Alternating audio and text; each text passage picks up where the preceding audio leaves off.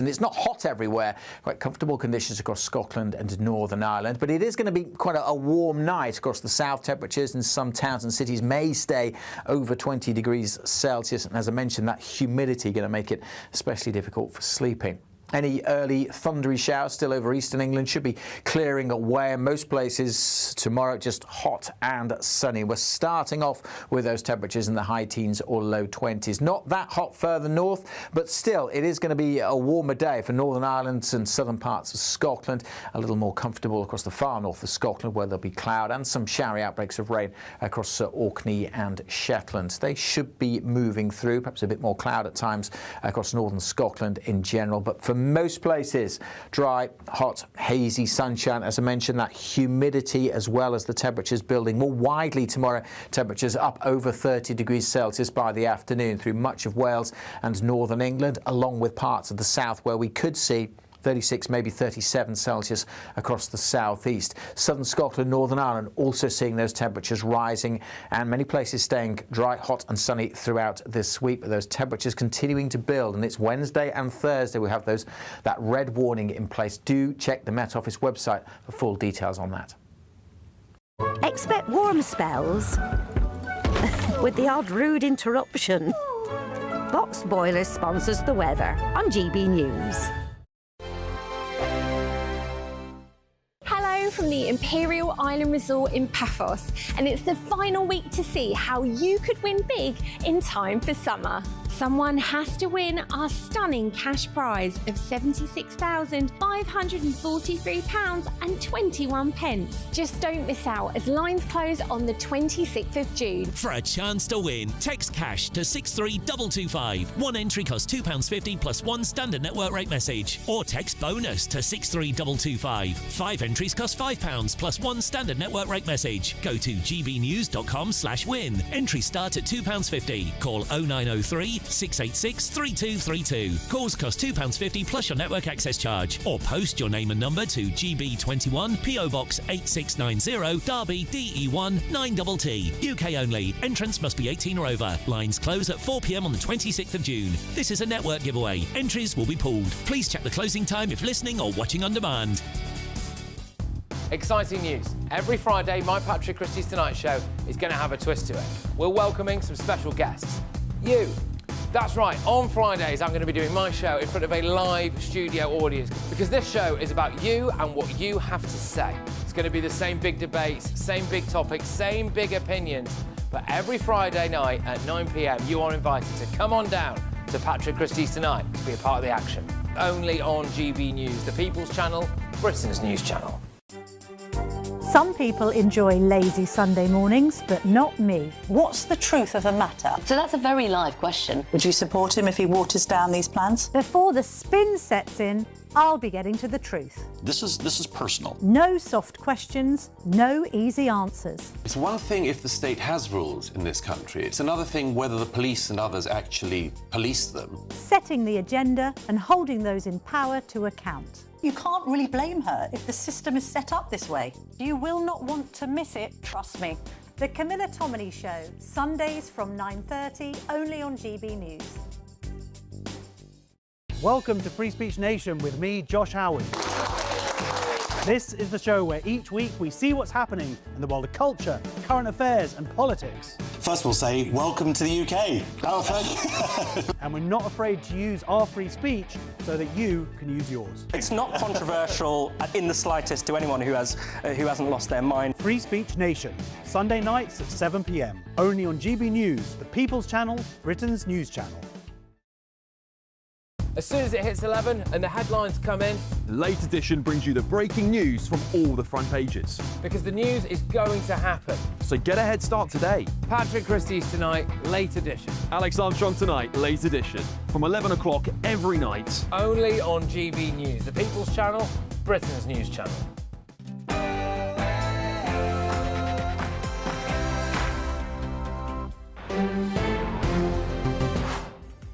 Good afternoon. Another quiet news day. It's 3 p.m. Welcome to the Martin Daubney Show here on GBNews, broadcasting for you until 6 p.m. And here's what's coming up on today's action-packed show. Top story in town, of course. Today, the curtain finally fell on Keir Starmer as the least popular Prime Minister in modern history finally threw in the towel. Every decision I've taken has been about putting the country I love first. That is why I will resign as leader of the Labour Party. Keir Starmer's premiership was dogged by scandals. The nicknames flowed like wine. Two-tier Keir, free gear Keir, never hear Keir, Starmer, the farmer harmer. But after a local election Starmageddon, the British voters and then the Labour Party's own MPs' patience finally ran out. I swear by Almighty God that I will be faithful and bear true allegiance to His Majesty King Charles, his heirs and successors, according to law. So help me God. Yeah, finally wearing a shirt and tie, not his trademark black T-shirt. Just moments ago, Andy Burnham was sworn in as a Member of Parliament as he descended from the north to try and take power down in the south. But his unchallenged rise to the Prime Minister looks now all but certain. But Reform UK leader Nigel Farage has called for an immediate snap general election. What is going on here, frankly, is reminiscent of a banana republic that has totally devalued the very process of general elections and democracy. I demand, we at Reform demand, a general election. Nigel Farage there blasting Burnham's Britain as a banana republic, and the Conservative Party leader Kemi Badenoch says Andy Burnham won't fix the shortcomings of the Labour Party. So if Andy Burnham doesn't have any answers on national security, then we should have a general election now. So here's the big question. Under Prime Minister Andy Burnham, will life be any different for the pensioners, the farmers, the pub landlords, the Chagossians, the rape gang survivors, all betrayed by Sir Keir Starmer? Well, I voted for Keir Starmer, so I'm quite sorry that this has happened. I mean, I'll go back to Brexit, what we lost there. I know it's not Starmer and the government, but it just seems to do nothing right for this country. We've got no help with fuel. Yes, throughout today's show, we'll look back on the spectacular downfall of Sir Keir Starmer and look ahead to a Britain under Burnham. That's right, it looks like Andy Burnham could be Prime Minister in 3.5 weeks' time. He's only been sworn as an MP today. Do Britons deserve a vote on who their next Prime Minister is? It's an incredible breaking news day. Andy Burnham has refused to rule out a general election, we're hearing, after being sworn in as the Labour Party MP for Makerfield, of course, following last week's by-election result. I swear by Almighty God that I will be faithful and bear true allegiance to His Majesty King Charles, his heirs and successors, according to law. So help me God. Yes, Andy Burnham now appears on course to enter 10 Downing Street within weeks after an emotional Sir Keir Starmer earlier quit as the Labour leader. And meanwhile, the Reform UK leader Nigel Farage is calling for an early general snap election. Let's now get to Downing Street and join our political editor, Chris Hope. Chris, an incredible day in politics. Finally, the curtain falls on Keir Starmer. We were expecting this over the weekend, but a lot of people were still very, very surprised when the moment happened today. And yet, Chris, you've been saying all day, and I've been saying for weeks, we don't know anything that Andy Burnham stands for. What are his policies on defence, on benefits, on the Chagos, on anything? Who is the real Andy Burnham? Martin, that is so well said, and it matters so much. The reason why we have elections in this country is because we're a democracy, and because that allows voters to meet the leaders of the parties, the people who would be the Prime Minister. And in the election, the 6-week period, these leaders go around the country, they meet with local journalists, they speak to local communities, they meet local people on the high street. That's all the point, is to introduce us to somebody who could be our next Prime Minister. What Labour's doing here is they've got this new MP called Andy Burnham, who won the Mayfield by-election. He was, of course, the former Greater Manchester mayor, of course. And now we're led to believe that if no one comes forward, and it seems likely no one comes forward, he'll be in office. He'll be in a building behind me by July the 16th or 17th. It's quite extraordinary. It's unusual. And guess what happens the following week if he becomes Prime Minister then, Martin? He gets to negotiate our Brexit deal. There's a Brexit reset meeting happening on the 22nd of July. The person leading that could well be Andy Burnham if no one steps up to challenge him. It is extraordinary. I mean, what do people think in Cornwall, in Pewsey, in parts of Kent, in Scotland? People who don't live anywhere near Greater Manchester don't really know who Andy Burnham is, and they're being told by the Labour Party to accept this guy as our new Prime Minister. It does beg a belief, and that's why you're hearing Nigel Farage calling for an election now. Well, he would do, wouldn't he? He's ahead in the polls. Kemi Badenoch, the Tory leader, she says election if the defence investment plan can't be funded. OK, fair enough. That's a bit confusing to me. I think if you're in opposition, call for an election all the time. That's your job, frankly. But yeah, I think it goes to the heart of, I think, legitimacy. Mike Tapp, who's a Home Office minister, he said that when he changed Prime Minister, there should be a general election. And it's hard not to argue with that argument. But anyway, as things stand, an extraordinary day here in Downing Street. Keir Starmer stood up around 9:30 this morning, announced he was quitting as party leader and would stand down as Prime Minister when a new leader was elected. We had thought that would be September if there's going to be a contest through August. But with Wes Streeting coming out saying he supports Andy Burnham, which could, by the way, mean Wes Streeting gets a big job in government, maybe Chancellor, the idea of having any kind of contest is falling away. It's draining away like seawater on the beach. And I think that could be a problem, I think, in terms of legitimacy for Andy Burnham if he were to become Prime Minister. Chris Hope, I want to put a tweet on the screen now and read it out so you can hear it, but our viewers can see it at home. It's from a certain Andy Burnham. And he tweeted this on July the 13th, 2022. You may recall that was shortly after the time when Rishi Sunak was simply crowned as the next Prime Minister without any vote. He said this: we need to start demanding a general election at the end of this Tory leadership election.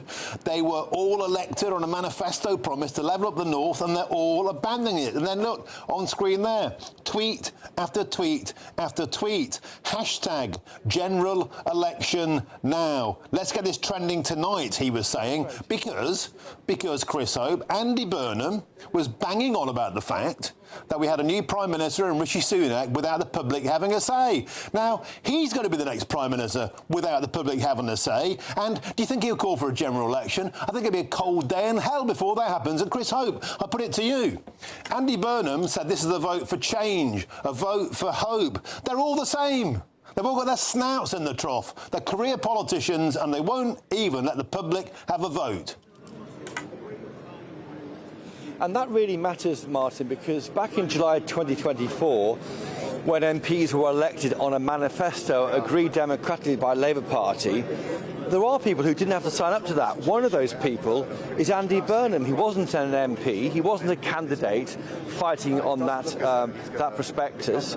I'm sure he agrees with most of it, but maybe not all of it. Maybe he wants to privatise the water companies, as we know he's talked about in the past. Maybe he wants to honour the pledge to WASPy Women, which was made by Labour in opposition and then not carried forward in government. These things matter, and that's why it's so unusual to have this. I mean, everyone attacks the Tories with reason, frankly, for shuffling leaders and not going back to the population. At least they had votes of their own members, and the people being voted in as leader were MPs at the time. That's not the case in this situation, and that is a problem. I should say, by the way, on your point there about that call for a general election back in 2022, Andy Burnham was challenged on that today. He said this, asking whether he looked to hold an election himself. He didn't rule out the prospect, Martin. He said, I think you're jumping several hurdles there. My priority today is to be sworn in as the MP for Makerfield, and it's been very kind of sad for me today to leave Greater Manchester. So he's not ruling out, frankly, having that election, although most MPs he's meeting now, worried by the challenge of Reform UK, Reform being 10 points ahead of Labour, won't want a general election. That may be why Nigel Farage is calling for it and Kemi Badenoch is pulling back. She's asked a conditional call for that election. But it is extraordinary. I mean, and it does raise repeated issues here of legitimacy, and I wonder whether this party... I know why they got rid of Keir Starmer. He's not popular. He's a black and white politician in the Technicolor world. But at least he was a leader at the last election. At least he was there. He was also the leader, of course, who made Labour electable again. When Andy Burnham went up to Manchester to become the Labour mayor there, great work, did a good job there, many would say. He left the battle for Labour to others. One of them was Keir Starmer, who saw off the issue of the Corbynistas, saw off the left wing and made that party electable, and then barely, not even 2 years after that the landslide in July 2024, the same party, which has a lot to thank Keir Starmer for, has chucked him out. Chris Hope, excellent analysis as ever. Thank you very much. I know you've been beavering away there all day from Downing Street. We're coming back to you later on throughout the show. Thank you very much indeed. Chris Hope there, live from Downing Street. So, where did it all go so spectacularly wrong for Sir Keir Starmer? Well, in the same month he was elected, he announced plans to cut the winter fuel allowance for over 10 million pensioners, earning him the nickname Starmer the Granny Homer. Didn't want to means test the winter fuel payment, but it was a choice that we had to make. The cruelest cut of all. Now, of course, that was reversed in May last year after a huge backlash, but the damage was already done. Then a month after Keir Starmer was elected, he described the riots that followed the Southport attacks as far right, and that was the beginning of a new nickname, Two-Tier Keir. This was a meeting to pull together our response, a response both to the immediate challenge, which is clearly driven by far-right hatred. I honestly think that's the moment he lost the public. I carried that live. I was sat here with Chris Hope. I went, I cannot believe he's calling people far right. Spectacularly wrong. But the same month, August 2024, was the beginning of the free gear Keir scandal. Because reports emerged that the Prime Minister had accepted freebies from Lord Ali in return for a Downing Street security pass that was called Passers for Glasses. And then in October 2024, Keir Starmer announced inheritance tax for family farms, earning him a new nickname, this time Starmer the Farmer Homer. Very important for me to keep making a case that it's only farms and assets over £3 million in a typical case, yes, of parents wanting to pass on to their children. Another U-turn then followed when Keir Starmer revised the threshold in December the next year, but he'd already lost the confidence of millions of British farmers. Next, in November 2024, the nickname Jet Set Starmer emerged after numerous overseas trips as Prime Minister.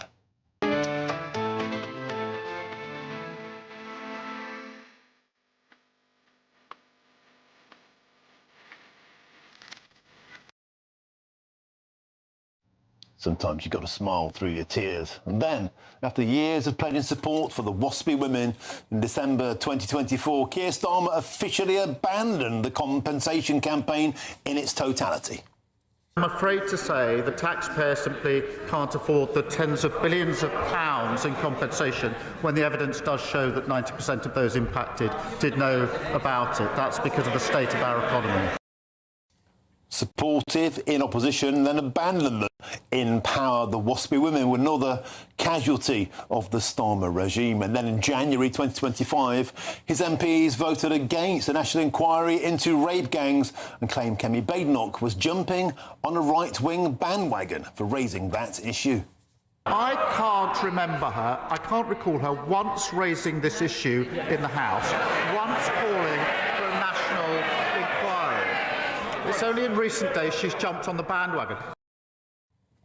Another U-turn followed in June that year, but many say it was too little, too late. And once again, the damage had been done.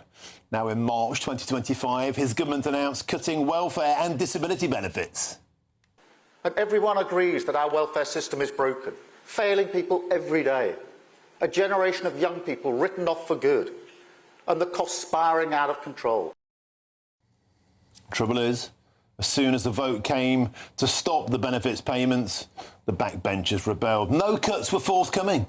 Once again, another U-turn. And then in May 2025, Keir Starmer made this infamous speech. We risk becoming an island of strangers, not a nation that walks forward together. A lot of people watching this channel listening in might agree with that, but he suddenly distanced himself, saying, "Oh, I didn't read the script." Now, also that month, Keir Starmer handed over the Chagos Islands to Mauritius, though he said he had no choice.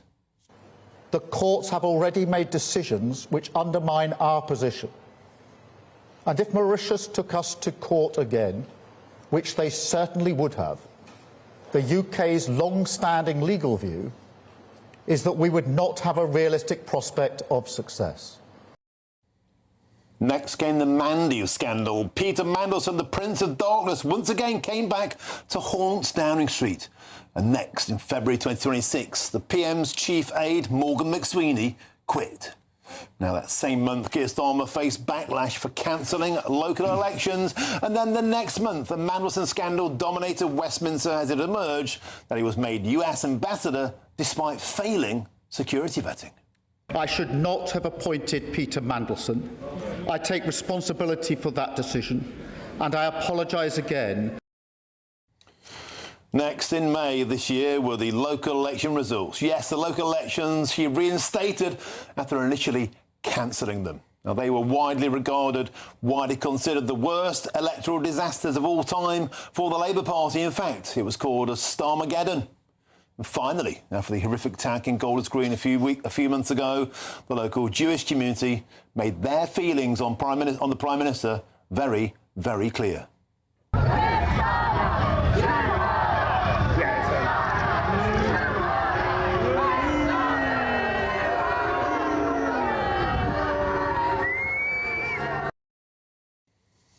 And now the curtain has finally fallen on Sir Keir Starmer's premiership.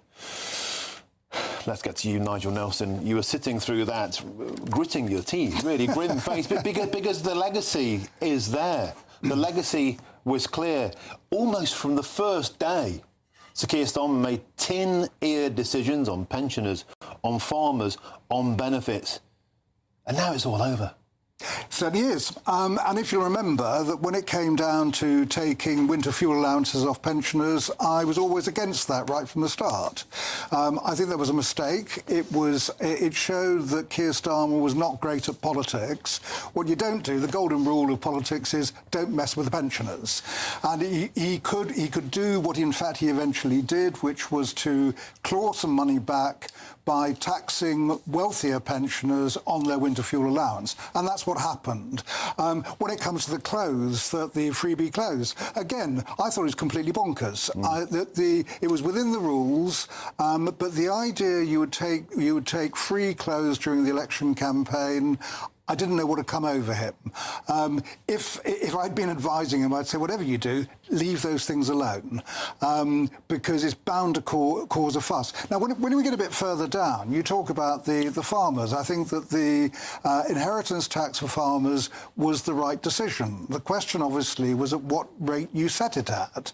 So we started off with £1 million, which was probably too low.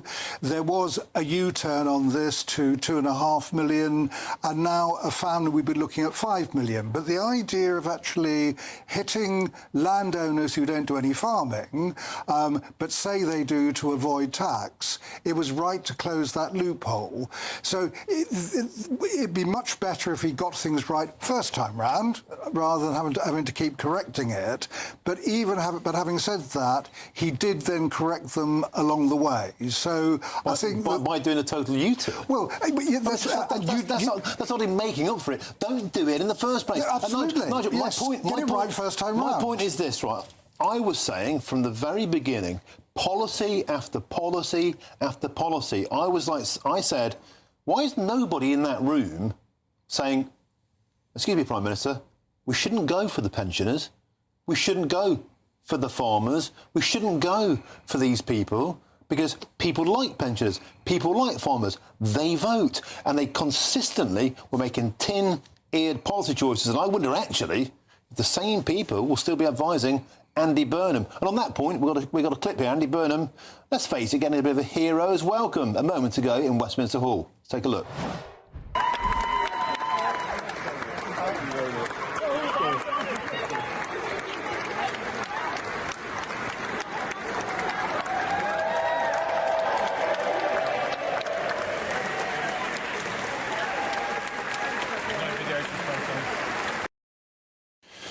Now, Nigel, a lot of people are going to be watching that, thinking it's all right for them to be acting like they've won the World Cup.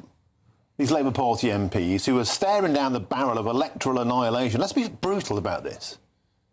Now, Andy Burnham is just going to waltz into Downing Street. He's only been an MP, literally 5 minutes. No vote, no voice from the people. We don't know what he stands for. We don't know his policies on anything. We know in the past he consistently voted against cutting benefits. We know he's pro-immigration. We know he wants high tax, high spend policies, 50% top tax rate, a 10% starting rate for low earners. Well, that's going to be paid for somewhere, an additional 10% death tax to fund NHS social care. So if you don't work all your life, you get free healthcare. Under Burnham, not if you go to work, you won't. You watch your savings fritter away. Brexit. He's repeatedly said it's his ambition to rejoin the European Union. Nobody voted for any of this, cobblers. No. And now he's waltzing into Parliament. We don't know what he stands for. These Labour MPs are acting like they won the World Cup, and that's because they've saved their own bacon. They've voted for him. No one's had a say, and I think, frankly, it stinks. OK. Again, taking them one at a time.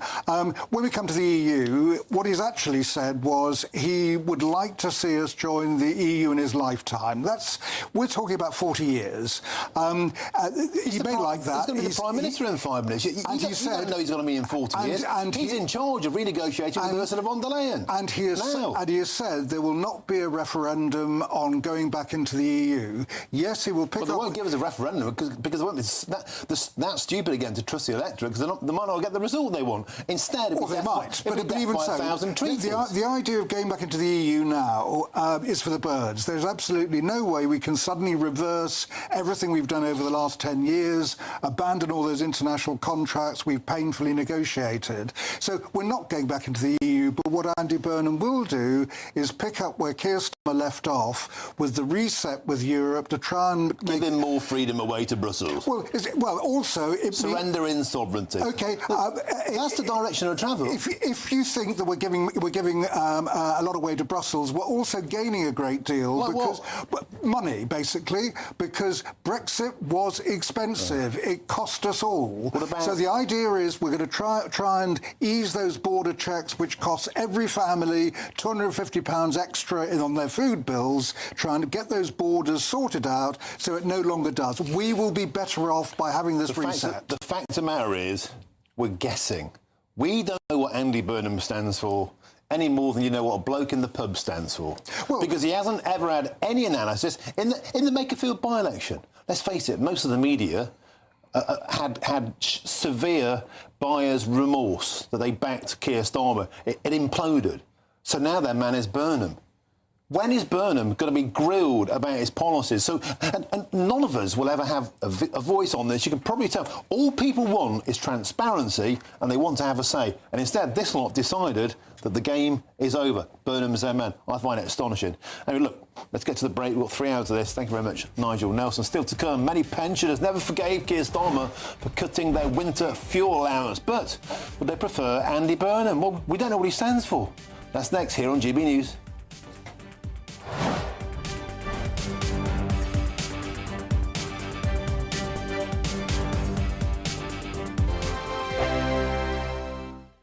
Bold. They are under no illusion. Ray. Are you a human trafficker? Boundless. I've had enough of the nonsense, and I'm not afraid to say it. Don't get this on the BBC. Every weeknight, I tear through the headlines. The smell of gasoline. Should we be worried about it? From Westminster madness to cultural war chaos. What we're going to do now is they are throwing things out the car as we speak. Get ready, Britain. Here we go. Patrick Christie's tonight, weeknights from 9 p.m. only on GB News, Britain's news channel. 5 hosts, 5 opinions, 5 fearless debates, 5 unfiltered takes on the day's news. 5 reasons not to be anywhere else on Saturday night. This is the Saturday 5. You got me. You got me good there. Britain's biggest Saturday night TV show. It's not a bad brand. Yeah. Uncensored. Very, very racy tonight on the unpredictable. What does she say? Can you translate it for us? And always entertaining. And how can a country go from being led by William Wallace to Saturday nights from 6 p.m. only on GB News. The People's Channel. Britain's news channel. You're going to want to stay tuned, trust me. I've been in Westminster for a long time, but I know that though power may be here, its effect on people's lives is across the whole of the country. We may be where rules are made, but it's where they're implemented that matters. Join me, Jacob Rees-Mogg, for forthright and frank discussion on where Britain has come from, where it's going, and where it will end up. That's State of the Nation, Monday to Thursday, 8 to 9 o'clock. Vox Populi, Vox Dei. Welcome to Free Speech Nation with me, Josh Howard. This is the show where each week we see what's happening in the world of culture, current affairs and politics. First we'll say, welcome to the UK. Oh, thank you. And we're not afraid to use our free speech so that you can use yours. It's not controversial in the slightest to anyone who hasn't lost their mind. Free Speech Nation, Sunday nights at 7 p.m. Only on GB News, the People's Channel, Britain's news channel. Westminster's full of talk, but out here, it's the real world. Am I allowed to talk then? No, that's it. This is where it matters, real people and real lives. That's what politics is all about. The fact has Trump made a good start? No. Straight answers, no spin, and just a couple of pints. How many fingers have I got up? About 10. So join me for Lee Anderson's Real World every Friday at 7 p.m. only on GB News. The People's Channel, Britain's news channel. As soon as it hits 11 and the headlines come in, The Late Edition brings you the breaking news from all the front pages. because the news is going to happen. So get a head start today. Patrick Christie's tonight, Late Edition. Alex Armstrong tonight, Late Edition. From 11 o'clock every night. Only on GB News, the People's Channel, Britain's news channel. Welcome back. Time is 3:27. You're with me, Martin Daubney, here on GB News. Let's now speak with our chief political correspondent, Catherine Forster, who has seen Andy Burnham receive a hero's welcome. Catherine, we saw a short moment ago. It was like the World Cup winners coming home. And all I've been saying all day is, what does Andy Burnham stand for? What are his policies? We simply don't know. There's sometimes advice, isn't there, that if you're not getting on in your current workplace, leave and maybe you can come back later at a higher level. And that's what this reminds me of, because, of course, Andy Burnham spent many years, not massively distinguished in Westminster, ran for the leadership twice, didn't get it, then went off to be Mayor of Greater Manchester, which people think he's made a pretty good job of. But this was quite incredible. I was here in Westminster Hall. I'd seen, of course, that he had been tracked by helicopter, that he had been chased at Euston Station, that his taxi had been followed. But he came in through a side door. Louise Haig and Annalise Midgley, Lucy Powell, the deputy leader, with him, and he was swept through this corridor in the middle. Hopefully we can see the video, up to a gathering of several hundred Labour MPs. I don't know if all of them were there. Obviously the Prime Minister was not there. I didn't see David Lammy or Richard Hermer, but pretty much everybody else. And I think it strikes me that standing in Downing Street just a few hours ago, how few of the cabinet were there. Yes, Richard Hermer, the Attorney General, great friend of the PM's. Yes, David Lammy, the Deputy Prime Minister. But the Chancellor, who'd been out for a run earlier, didn't even bother. She was here looking smiley. Ed Miliband looking very chipper as well.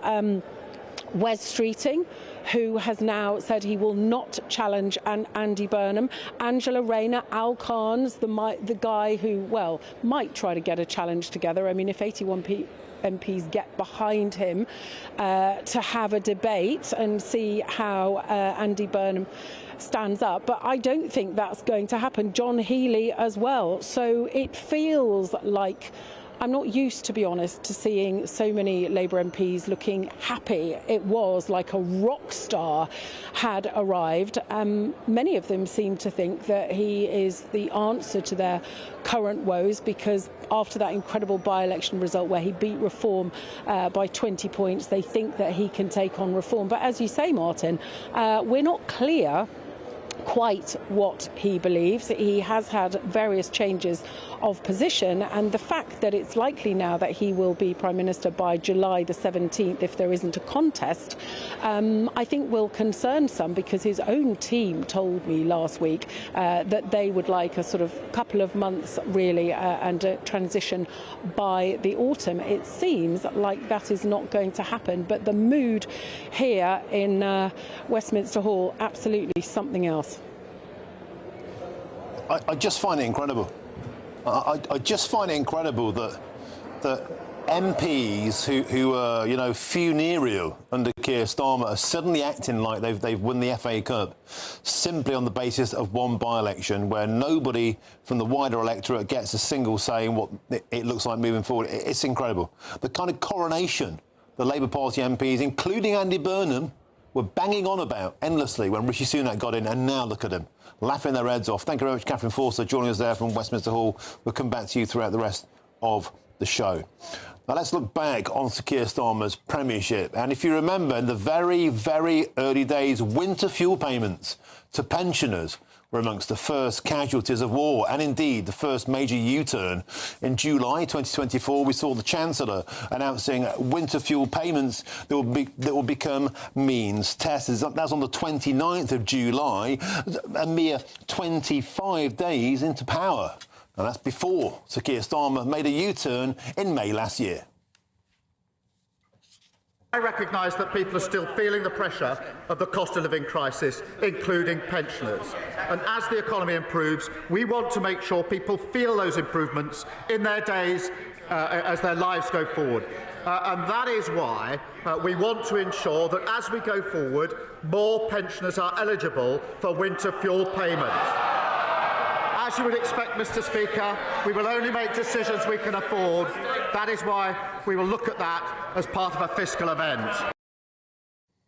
A totally farcical U-turn, a policy that was disastrous from day go. Let's face it, many pensioners never forgave Keir Starmer for that, saying they still feel let down to this day. Now, I'm delighted to join my next guest. That's the founder of the Pensioner Vote, David Pinless. David, welcome to the show. It's been an absolute pleasure to have your company throughout this entire journey, because for you it's been a journey. You're an ordinary pensioner who started the pensionervote.com in the face of this winter fuel cut. You mobilised the nation's pensioners, you gave them a voice, you were instrumental, I believe, in facilitating this U-turn.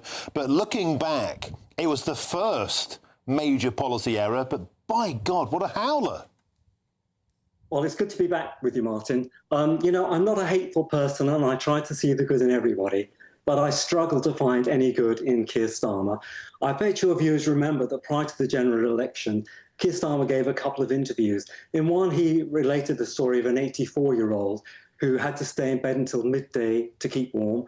He also told the story of a lady who travelled around on a bus all day, a pensioner who travelled around on a bus all day to stay warm. Yet, no sooner was he Prime Minister that he scrapped the winter fuel payment.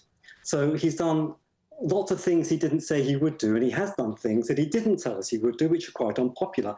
So it's no surprise, Martin, that on the pensioner vote, there was an opinion poll. 93% of pensioners said they wanted him to resign. By the way, in another opinion poll, 75% of pensioners said they feel unsafe on Britain's streets. So now we have the prospect of Andy Burnham or another Labour leader. But really, you know, it's fiddling whilst Rome burns. The only thing Andy Burnham has to offer is a more relatable man of the people face, but it's the same old Labour Party. He has already done U-turns. before he becomes Prime Minister. So until the Makerfield by-election took place, he said he supported the WASPy women. During the Makerfield by-election, he was challenged and he changed his tune. I don't know if he's pro the EU or not for rejoining the EU. We just don't know what he stands for. And my biggest concern, actually, Martin, is he might try and get rid of the triple lock. And by doing so, he would be avoiding the real elephant in the room, which is the cost of public sector pensions. We have people who work in councils, some of whom earn over 100,000 a year. They get gold-plated pensions, and yet they still receive the state pension. Surely it would be wiser, would it not, to when their public sector pension reaches a certain level, to stop giving them the state pension. We have lots of people writing in telling us what they think about this. And David, just on that point, I remember one of the most moving chapters of Sir Keir Starmer's premiership was when you and I would go through your post box, and I remember I was crying, literally crying on television when you were telling me stories of ordinary pensioners who were sleeping with their dogs in their front rooms, in chairs, literally terrified to switch their heating on. David Pinless.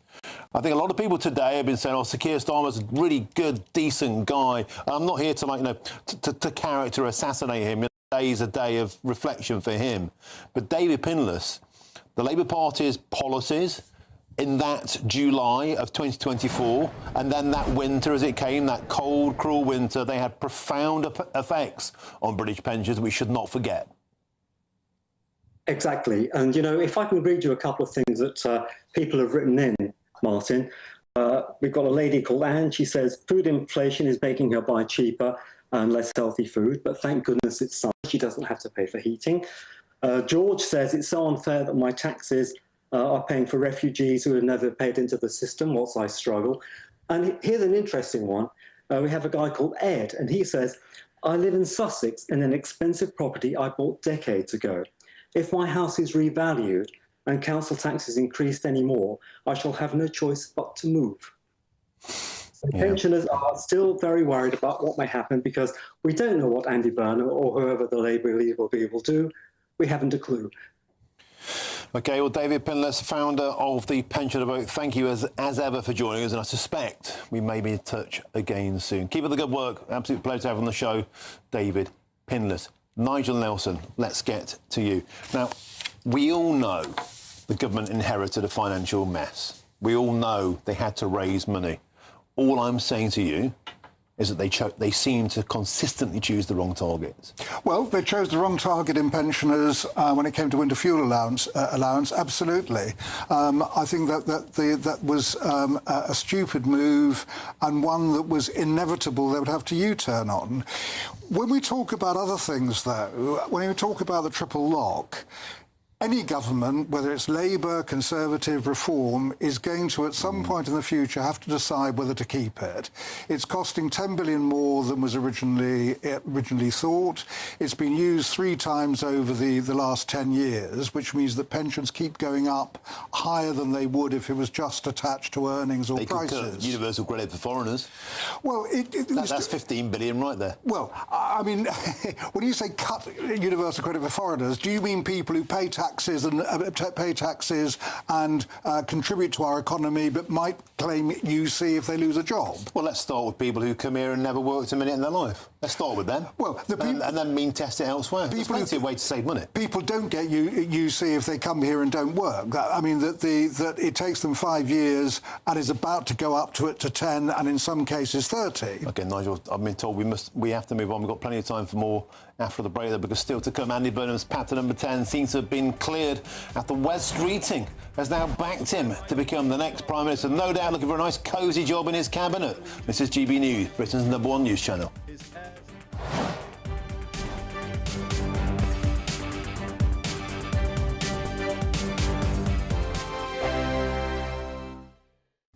Hello, welcome to your latest weather update from the Met Office here on GB News. Earlier today, the Met Office upgraded the extreme heat warning for later this week to red. So that's for Wednesday and Thursday. We now have a red warning covering parts of the Midlands, southern England into southeast Wales, as well as the broader amber warning area. A real risk to people's health with the kind of numbers that we're talking about. It's not just about the temperatures. The humidity is also going to be building. Not completely dry and sunny everywhere today. We've got a few heavy, even thundery showers breaking out across the southwest and working their way across central and eastern England. Very hit and miss. And it's not hot everywhere. Quite comfortable conditions across Scotland and Northern Ireland. But it is going to be quite a warm night across the south. Temperatures in some towns and cities may stay over 20 degrees Celsius. And as I mentioned, that humidity going to make it especially difficult for sleeping. Any early thundery showers still over eastern England should be clearing away. In most places tomorrow, just hot and sunny. We're starting off with those temperatures in the high teens or low 20s. Not that hot further north, but still it is going to be a warmer day for Northern Ireland and southern parts of Scotland. A little more comfortable across the far north of Scotland, where there'll be cloud and some showery outbreaks of rain across Orkney and Shetland. They should be moving through, perhaps a bit more cloud at times across northern Scotland in general. But for most places, dry, hot, hazy sunshine. As I mentioned, that humidity as well as the temperatures building more widely tomorrow. Temperatures up over 30 degrees Celsius by the afternoon through much of Wales and northern England, along with parts of the south where we could see 36, maybe 37 Celsius across the southeast. Southern Scotland, Northern Ireland also seeing those temperatures rising, and many places staying dry, hot and sunny throughout this week. But those temperatures continuing to build, and it's Wednesday and Thursday we have that red warning in place. Do check the Met Office website for full details on that. Thank you, Britain, for all of you who listen to GB News Radio. Whether you're at home or on the go, you're making us Britain's news channel and Britain's radio station.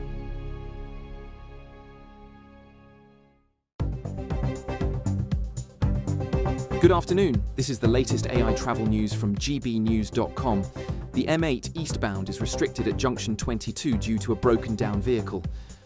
Congestion is building on the M4 westbound between junctions 24 Coldra and 26 Malpas.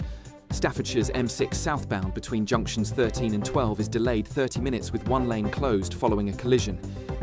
The M4 eastbound near Slough between junctions 7 and 6 has one lane closed due to a crash. And on the trains, major disruption continues between London St Pancras International and Bedford on East Midlands Railway and Thameslink services.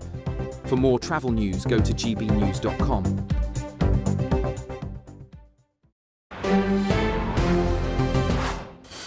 Welcome back. Time is 3:41. You're with me, Martin Daubney, here on GB News. Now, could the Labour leadership race be over before it's already begun? Because the former Health Secretary, Wes Streeting, was seen by many as a potential contender. But he's already thrown his support behind Andy Burnham. It already feels like a one-horse race. Let's cross live now to Downing Street and join GB News' political editor, Chris Hope. Chris, welcome back to the show. Andy Burnham just walked into Westminster Hall getting a hero's welcome. Labour parliamentarians who look like they were at a funeral for the last few months suddenly acting like they've won the World Cup. And Chris, a lot of people look at this and think, hang on a minute, nobody knows what Andy Burnham stands for.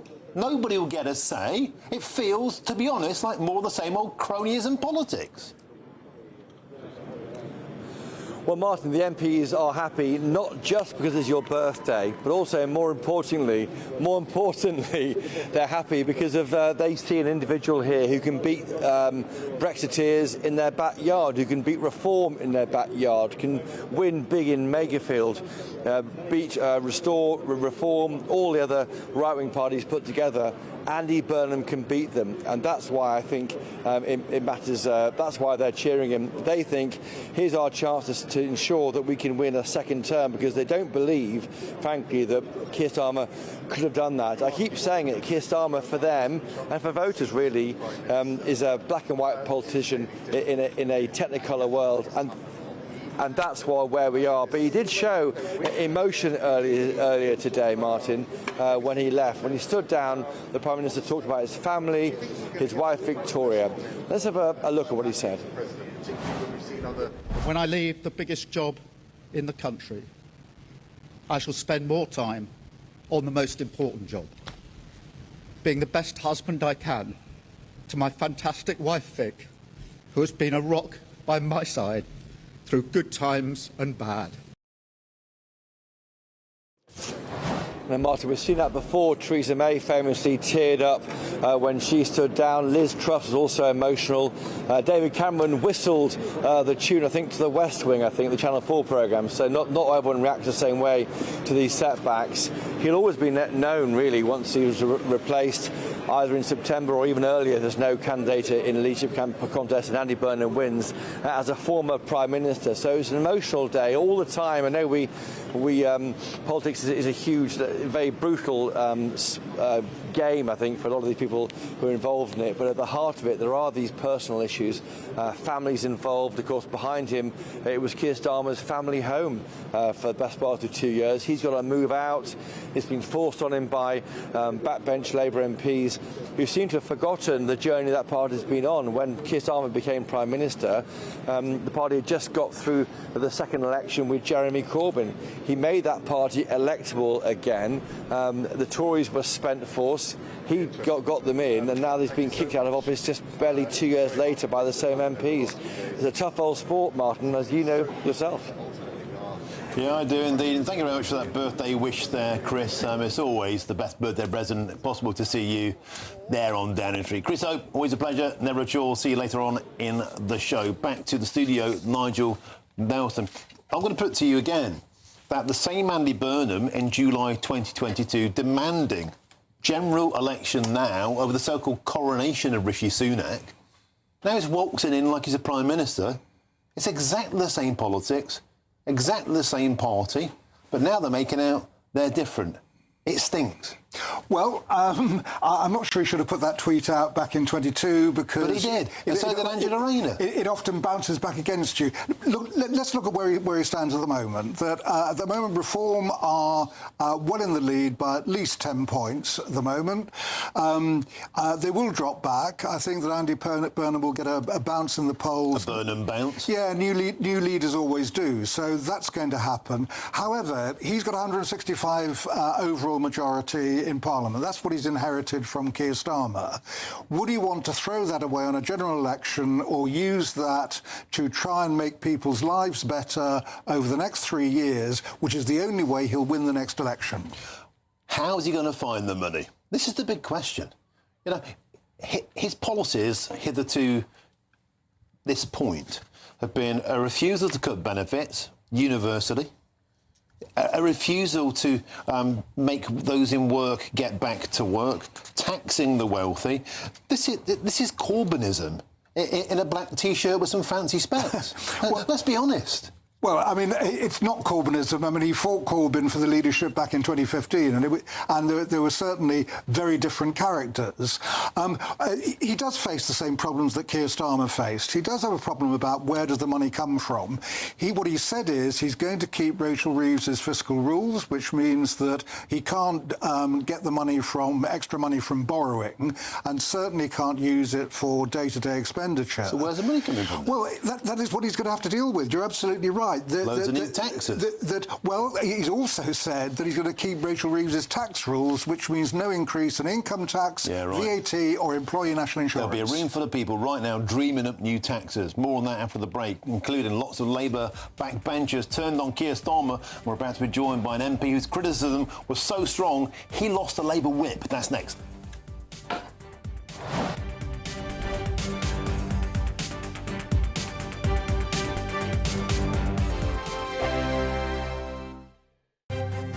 GB News Breakfast, every day from 6 a.m. Princess Anne and the way that she has brought up her family is really interesting, isn't it? Because, you know, you've got daughter and son who've not taken on royal titles, who've just got on with their lives. I think now, in retrospect, we can say it was an inspired decision of the Royal Princess Anne not to have her husband receive a Grand Peerage title, which meant, of course, that her children would just be plain Mr. and Mrs. Zara's Mrs. Tyndall, he is Mr. Phillips, and that's allowed them actually to have a much more normal life, not being in the necessary glare that attaches when you have the HRH prefix to your name and become a duke or a duchess or whatever. And yes, they have had great lives in the private sector. GB News, the People's Channel. This is GB News, Britain's news channel. Dorothea, how does it feel being here today, joining other veterans? It's marvellous, because for years after the war ended, nobody knew that women had even done anything during the war. And also, they suddenly discovered that, good heavens, women have got brains. They can think for themselves and for the country. And it was naturally assumed that everybody would willingly do their bit for England. And they would have. We had one purpose in life, which was to free the world from Nazism. The People's Channel. This is GB News, Britain's news channel. To a lot of people, there's just a series of names, and they are to us. But suddenly we come to a name, and we knew that guy. This one down there, Daddy Circus. I served with him. I know what a lovely man he was. Terrible waste that he dies. There's another guy, Lieutenant Fraden, who was my signals officer in the 2nd 4th Essex. Was transferred to the 2nd Essex when we were transferred to the Dorsets. He got killed by a sniper. What a wicked waste. Wicked waste. And then the powers that be are warming up for another one. Doesn't make sense. I bet God above is regretting giving man his free will. That's all I can think. GB News, the People's Channel. Welcome back. It's 10 to 4 now. Keir Starmer has had many critics among his backbench MPs. One of the most vocal was Cole Turner, who had the Labour whip removed for criticising the government's plan to drop jury trials for some of those offences. I'm delighted now to be joined by Cole Turner. Cole, welcome to the show. Cole, you were one of the most vocal critics of Sir Keir Starmer, and you've been one of the most consistent supporters of Andy Burnham. Today must feel like Christmas for you. Good afternoon, Martin. It's a pleasure to be with you. I'm delighted that Keir has done the right thing and resigned as the leader of the Labour Party with a view to standing down as Prime Minister at a time when the Labour Party chooses a new leader, whoever that might be. I suspect at the moment it's going to be Andy Burnham. So, of course, I'm happy. Are you looking for a return to Parliament yourself, Captain? Well, I've had conversations with Andy Burnham over the weeks and months, and he's made it clear to me. In fact, he told me directly, it was unsolicited as well, that he would have me back in the fold in a heartbeat.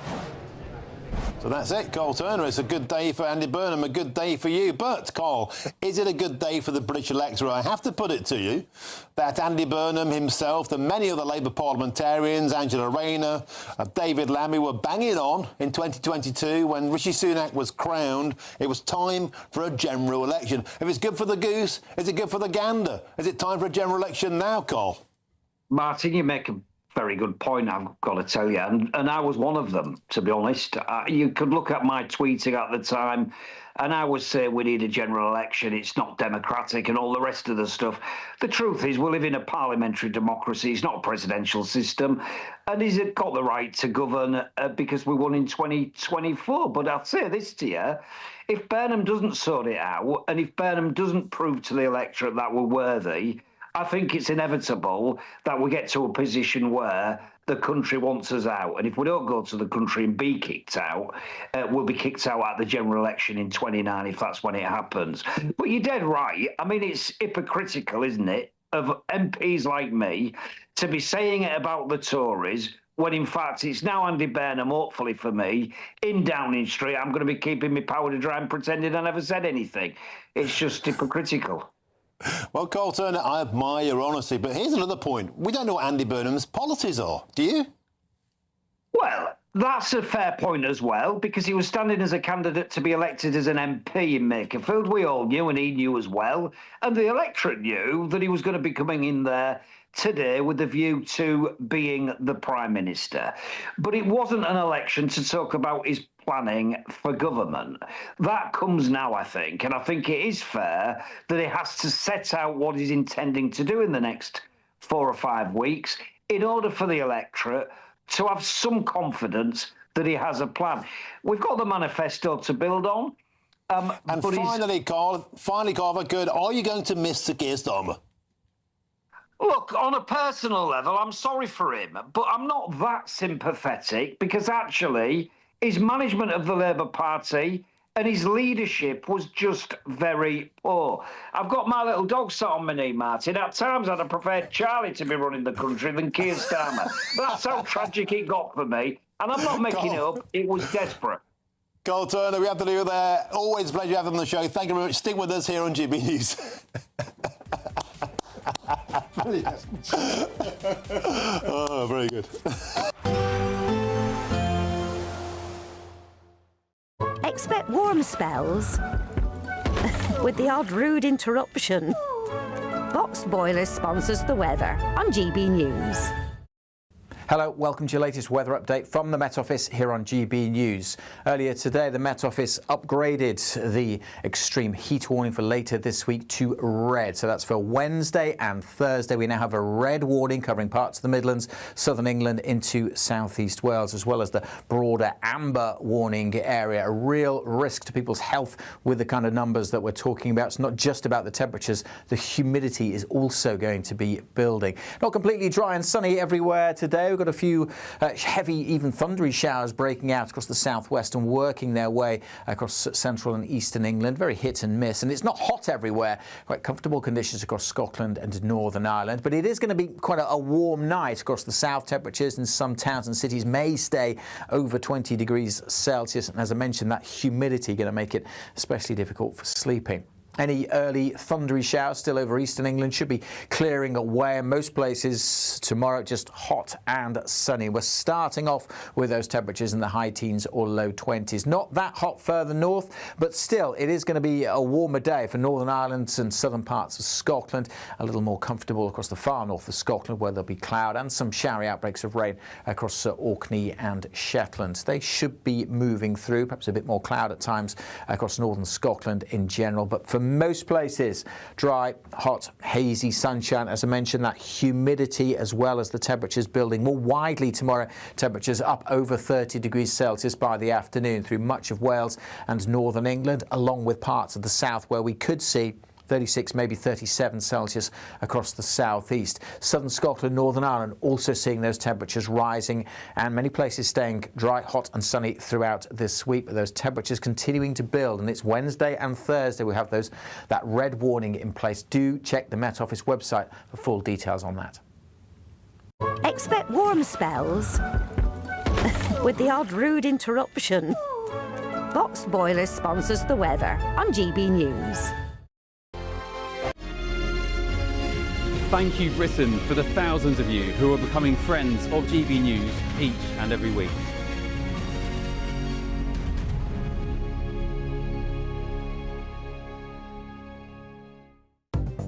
Good afternoon. This is the latest AI travel news from GBNews.com. On the M6 southbound in Coventry, a collision has closed 2 lanes, causing 50-minute delays. The M3 eastbound exit at Junction 1 in Surrey is closed due to an accident. In Slough, 1 lane on the M4 eastbound is closed after a crash. The M1602 clockwise near Salford is experiencing 10-minute delays. 1 lane is restricted on the M62 westbound in East Riding of Yorkshire due to a tyre change. And on the trains, there is major disruption between London St Pancras International and Bedford on East Midlands Railway and Thameslink services. For more travel news, go to gbnews.com.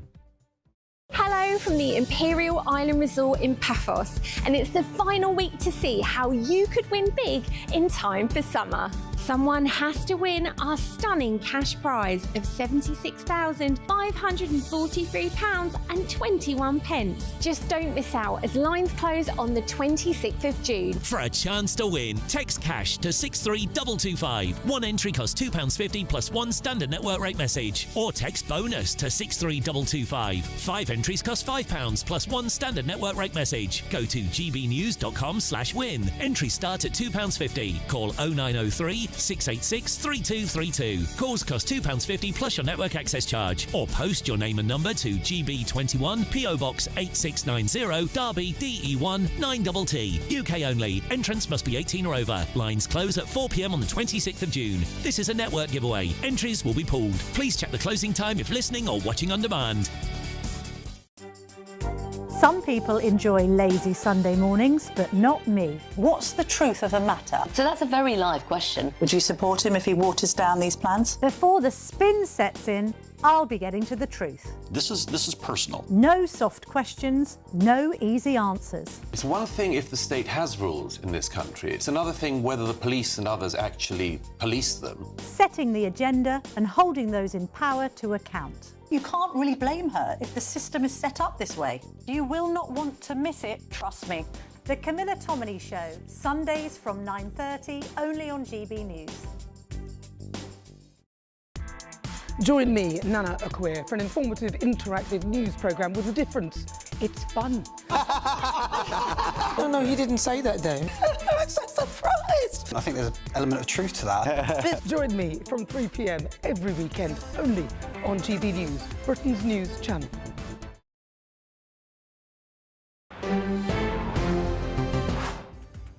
Welcome back. It's 4 p.m. here on this sweltering Monday. The temperature rising on Downing Street. Welcome to the Martin Daubney Show here on GB News, broadcasting for you until 6 p.m. An action-packed show, of course. Top story today. The curtain finally fell on Keir Starmer today as the least popular Prime Minister in modern history finally threw in the towel. Every decision I've taken has been about putting the country I love first. That is why I will resign as leader of the Labour Party.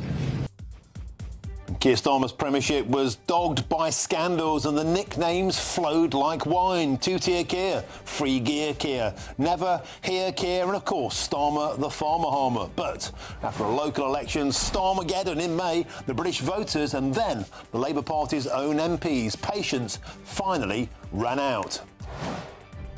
I swear by Almighty God that I will be faithful and bear true allegiance to His Majesty King Charles, his heirs and successors, according to law. Andy Burnham there, finally getting out of his black T-shirt, wearing a shirt and tie. Moments ago, Andy Burnham was sworn in as a Member of Parliament as he descended from the north to make a power play down south. His unchallenged rise to Prime Minister now looks certain. But the Reform UK leader Nigel Farage has called for a snap general election. What is going on here, frankly, is reminiscent of a banana republic that has totally devalued the very process of general elections and democracy. I demand, we at Reform demand, a general election. Now, bearing in mind that Andy Burnham himself demanded a general election in July 2022 when Rishi Sunak was crowned, but now, well, he's silent. And today, the Tory leader Kemi Badenoch reckons Andy Burnham won't fix the shortcomings of the Labour Party. So if Andy Burnham doesn't have any answers on national security, then we should have a general election now. Under Andy Burnham, will life be any different for the British pensioners, the farmers, the pub landlords, Chagossians and rape gang survivors betrayed by Sir Keir Starmer? Well, I voted for Keir Starmer, so I'm quite sorry that this has happened. I mean, I'll go back to Brexit, what we lost out. I know it's not Starmer and the government, but it just seems to do nothing right for this country. We've got no help with fuel. Of course, there's always the spectre of rejoining the European Union. Throughout today's show, we'll look back on the spectacular downfall of Sir Keir Starmer and look ahead to a Britain under Prime Minister Andy Burnham. So much not known about what Andy Burnham thinks about so many policy areas. He's been a mayor in Greater Manchester. He could be PM in 3.5 weeks.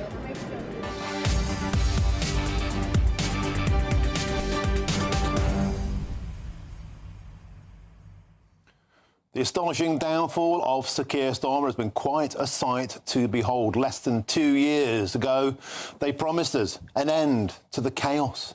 They promised to tread lightly on our lives, turning the page on 14 years of calamity. Let's face it, it's been non-stop nonsense. Since the very, very beginning, winter fuel allowance, the farming inheritance tax, U-turns on Chagos, on rape gangs, you name it. It's been a premiership defined by absolute chaos, and now Sir Keir Starmer is gone. The curtain has fallen. But who is the real Andy Burnham? What does he stand for? Do we know anything about his policies? We're going to try and put that together throughout the rest of today's show. Don't go anywhere. GBNews.com/your say is a way to get in touch. Or scan the QR code on your screens now. Kemi Badenoch is speaking in the House. Let's go to Kemi Badenoch. For a summer holiday to work out what he thinks. In the meantime, no one is in charge and Britain is not being governed. The Prime Minister gave assurances at the G7 about military support to Ukraine. He gave those assurances after the Defence Secretary resigned because he was being forced to make decisions that would increase the risk to our armed forces. The Prime Minister gave assurances about sanctions on Russian oil and gas, while here the government was lifting those sanctions. He is saying one thing abroad, Mr. Speaker, but doing the opposite at home. And these are just some of the many reasons he had to resign this morning, but apparently for some mysterious reason he must stick around until September. Given the Prime Minister has resigned, why is he hanging around? The Deputy Prime Minister had to change his statement so that we all knew that the EU Reset Summit has been postponed. That's not happening anymore. So what's he hanging around for? Why are we sending a non-Prime Minister to the most important NATO summit in a generation? Why? It is because this psychodrama is about the Labour Party, not the country. Labour are still trying to tell us that everything is fine. That's what the Deputy Prime Minister was saying, everything is fine. He's given us a statement telling us about a G7 summit he did not go to. The few Labour MPs who bothered to turn up were nodding along, pretending to be listening intently, but in a few minutes they will all scurry back to their offices and focus on their real priority, lobbying for jobs in the next government. So can I take the opportunity to congratulate the Right Honourable Member for Makerfield on his election, Mr. Speaker. But can I just point out that the new member for Aberdeen South is here. He is here. The member for Makerfield is not here because he is more interested in his leadership bid than Britain's national security. 2 weeks ago, the Defence Secretary and Armed Forces Minister as well quit the government because Labour's failure to fund defence is putting our national security at risk. This will not disappear from the member for Makerfield's in tray just because he won a by-election. If he becomes Prime Minister, he will be briefed by the heads of our military about Britain's reducing ability to defend herself, let alone Ukraine, as the Deputy Prime Minister said. In order to fund defence, we need more money, not more speeches at summits. He will find that Britain is not able to borrow any more money. He will find that it has all been spent on welfare. He will realise that this government is providing export finance to rebuild Ukraine's energy system while crippling our own. Reducing sanctions on Russian oil while sanctioning oil from Aberdeen. Only one thing matters at the G7 and NATO summits, Mr. Speaker, and that is our collective national security. The Minister is chuntering. Can he say anything about why the Defence Secretary resigned? If they're all living in La La Land, I'm going to wake them up. I'm going to wake them up to stop pretending that everything is fine, because it is not. Let me remind him, Mr. Speaker, that the Prime Minister is resigning because he failed on national security. He appointed presented a known security risk as our ambassador to Washington. He is destroying our energy security, which is national security, and he is refusing to fund the defence investment plan needed to keep our country safe. The G7 summit reminds us, Mr. Speaker, that we are living in serious times, yet the government is paralysed and our country is in limbo. It is time for Labour to start putting country before party and to put Britain's national interest first. Prime Minister. Well, Mr. Speaker, this is the first occasion I've been opposite the Leader of the Opposition, and can I thank her? We're actually friends behind all of this, but can I thank her for her generosity and constructive suggestions on this occasion? It's always good to know that I can count on her support. But can I remind the House that this is the same Leader of the Opposition who previously suggested that we should empty chair the G20, that we should not bother turning up at the NATO summit, and she wanted to jump into war with Iran without thinking through the consequences. I'm proud to serve a Prime Minister whose hard work has made this country stronger and much fairer than the Britain we inherited from the party opposite. She knows that the Prime Minister has rebuilt Britain's international alliances. She can't deny the 5 major trade deals that we struck under our watch that she failed to do. She knows that we've led the coalition of the willing to back Ukraine. We've renewed our partnership with Europe. We're delivering the biggest boost to defence spending since the Cold War. I'm proud of all of that. Now, she asks about defence. The work continues to finalise the defence investment plan. We're already investing $270 billion over this Parliament. The defence investment plan will deliver another unprecedented increase in defence spending. And when it's published shortly, we will set out every government department is contributing to defence. She talks about oil and gas. Oil and gas will be part of our energy mix for many years to come, delivering enough clean energy products to power 23 million homes, led by Great British Energy, headquartered in Aberdeen, of course, headquartered in Aberdeen. The PM secured £9 billion worth of Japanese investment in offshore wind last weekend, and of course, the Leader of the Opposition. And that's David Lammy there, the Deputy PM, replying to the Leader of the Opposition, Kemi Badenoch. Begs the question, where's Sir Keir Starmer? He resigned as the Leader of the Labour Party earlier on, but he is still the Prime Minister. He should be there. Where's Keir? Well, joining us now from Downing Street, our political editor, Christopher Hope. Chris, an exchange there between Kemi Badenoch and David Lammy. And you'll note, won't you? No demands for a general election from Kemi Badenoch. I wonder why. I'll tell you why. 2 reasons. In July 2022, under identical situations, they crowned, anointed, Rishi Sunak. Nobody had a vote.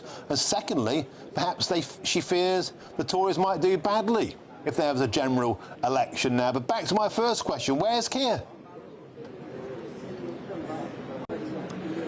Well, Martin, I don't actually know that answer to that question. I think he might be in the building behind me. I know he met with Number 10 staff and people who work with him after his statement. There were some hugs, there was some tears.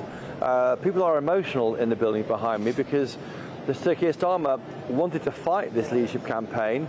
He said as much to GBNews last Wednesday in the French Alps when I was with him at the G7, and he's dropped that pledge today. People around him feel, what's happened here? This party which Keir Starmer made electable in July 2024, who stayed around and fought off the Corbynistas, dealt with the issues of anti-Semitism dogging the party, and yet not even 2 years after that election landslide, Keir Starmer's out of a job for an individual who's been nowhere near London, in Manchester, not near where that battle's being fought. Why is that? It seems, I think, for some people close to Keir Starmer, quite unfair, emotional, and that's why you're seeing Keir Starmer not being in the chamber there, and David Lammy instead leading the way on the G7. David Lammy wasn't actually at the G7 last week. I was, he wasn't there.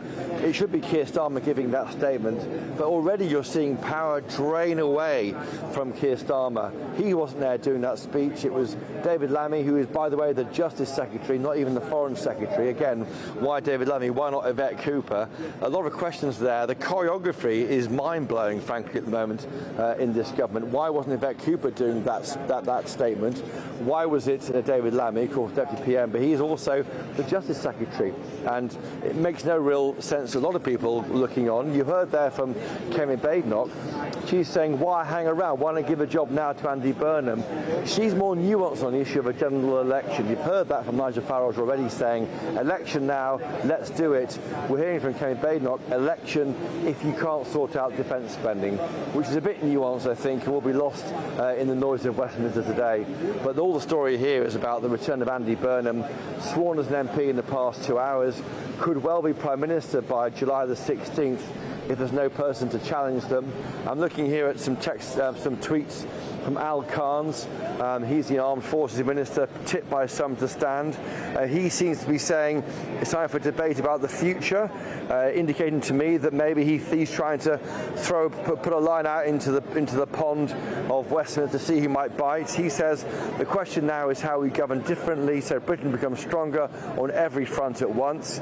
He's written an article for Labour List, talking to Labour MPs about what comes next. He's offering himself up as an alternative, frankly, to Andy Burnham. I think Andy Burnham needs that. As you say, so many questions. We don't know what his policy is really on benefits, on the NHS, on the Chagos Islands, on taxation. We don't know so much about him.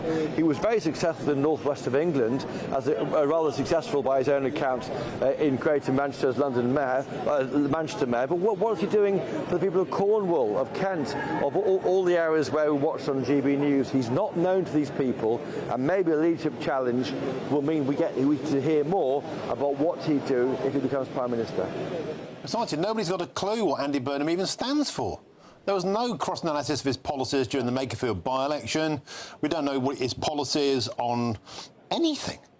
Surely it's time we found out. Chris, we'll come back to you later there on Downing Street. But now let's get to our chief political correspondent, Catherine Forster, who joins us. Catherine Forster, astonishing scenes there in Westminster Hall a few moments ago. Andy Burnham getting a hero's welcome, like the manager of England coming back with the World Cup. But we don't know what he stands for on anything. Can you help us?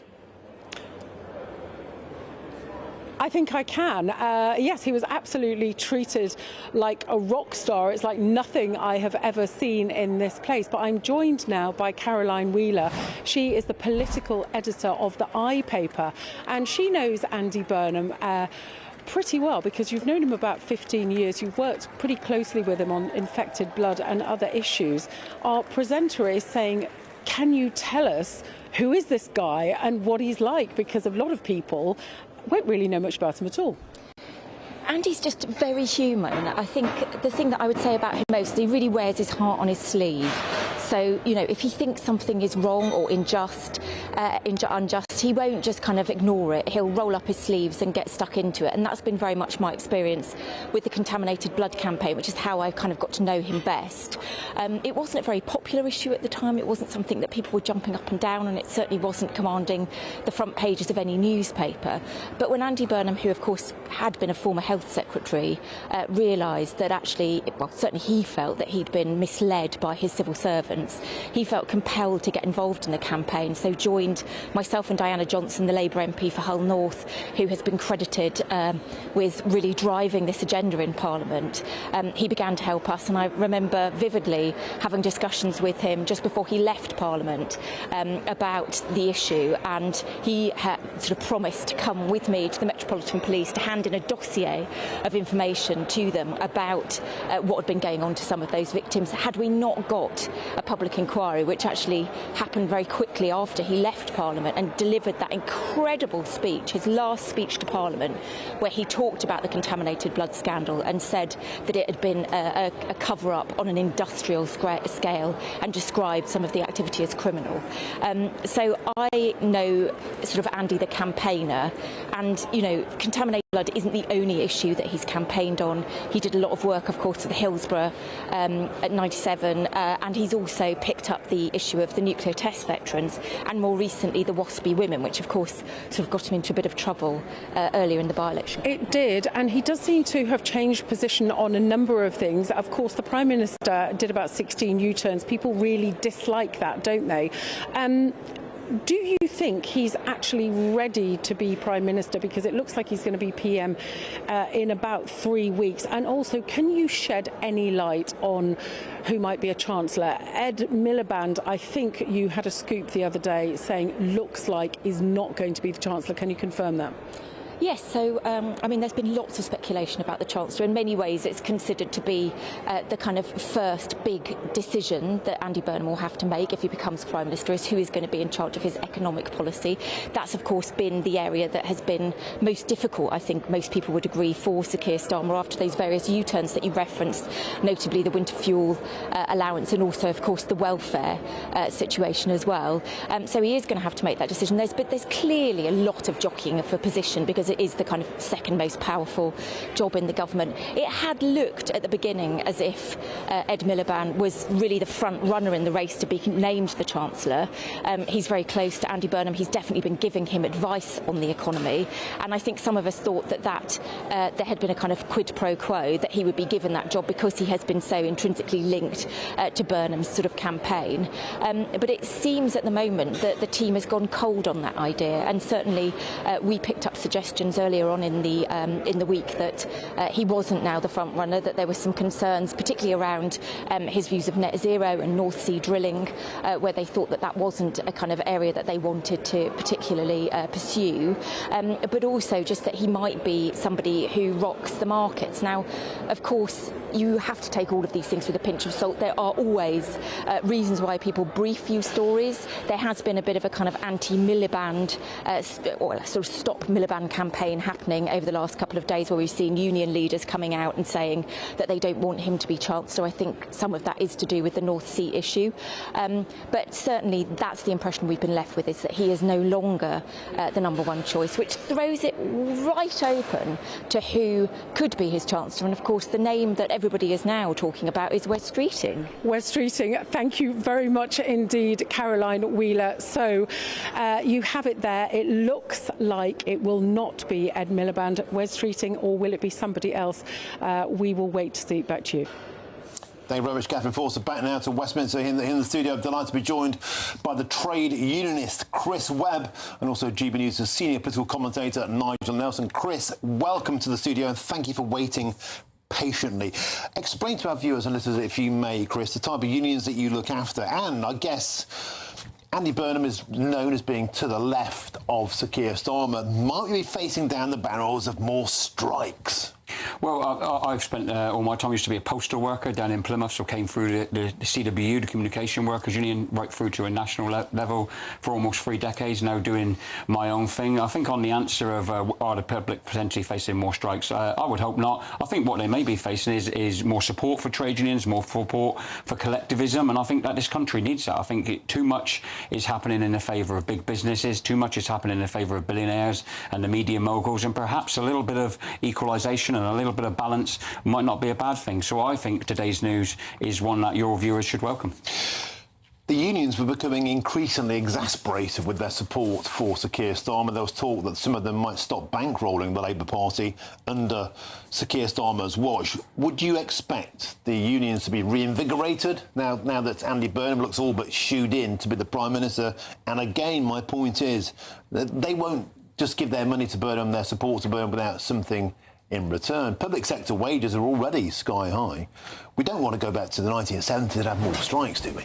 No, but you go back to the 1970s, we might want more council housing, we might more collectivism, we might more money in people's pockets, might less people living in poverty, might next to zero homelessness, might want a decent NHS, so maybe some of those things could be brought back. I think trade unions will be looking to hold Andy Burnham to account, and I think that's why you trade unions affiliate to the Labour Party. I mean, the trade union money is the cleanest in politics. You pay your money in as an individual member and you have your say, unlike sort of big businesses who pay big money in and want everything their way. Union members put their money in and they want a collective say. I think that From our perspective, though, we can't have the status quo. We can't have Andy Burnham coming in and basically being a northern version of Keir Starmer and hoping that's enough. We need to see fundamental economic and policy shift. We need an answer to why thousands of people are living on the streets. We need an answer to why the infrastructure in the country is crumbling. We need an answer on, you know, all the things that are wrong in terms of wage versus GDP being at a record low in the country. And there's so much more that we could talk about today, and hopefully we'll get the time, that is wrong. And I think that if Andy Burnham continues to take the same trajectory, but perhaps in a more charismatic way, then what we are headlong into is a Farage government in 2 or 3 years' time. A lot of people might think that's democracy, that's fair, and if that's the choice, let's have a general election. Let's let the people decide now.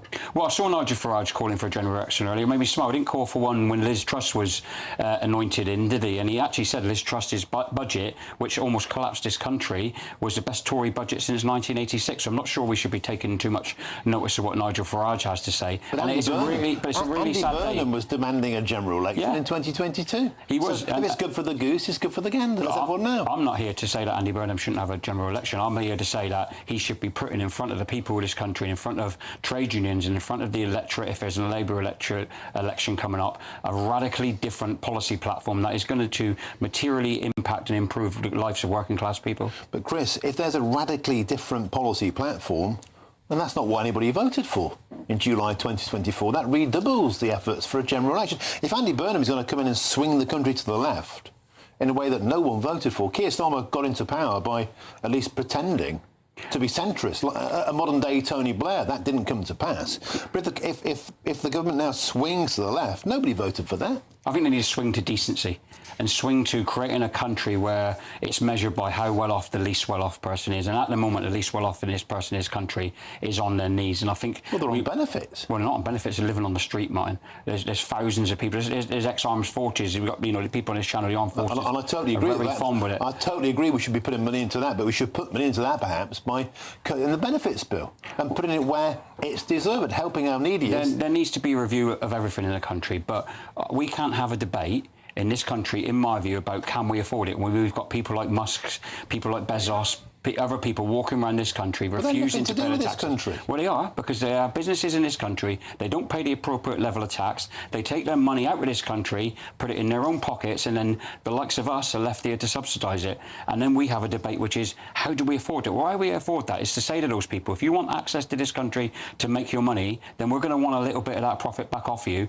to make this country a decent place to live for everybody. Well, how about instead of like chasing billionaires, which is like a valid thing, you know, fine, pay your tax. But we do have international taxation laws that they can put their money anywhere. That's the law. If we change that, I think we'd be in hot water legally. But back to the point. But why would we be in hot water legally? Loads of countries have proper taxation policies and for people who have lots and lots of monies. The UK is set up for those people to basically flaunt those things, and they're coming in and they're making not millions, they're making billions of pounds, and it's taken out of this country. Billionaires are a common target for the left. You know, for the left, I'm giving you my personal opinion here. No, but it is. When we have a debate about what about a debate about working people, including postal workers, including people who go to work for public services, paying their money into the benefits bill of those who come here illegally?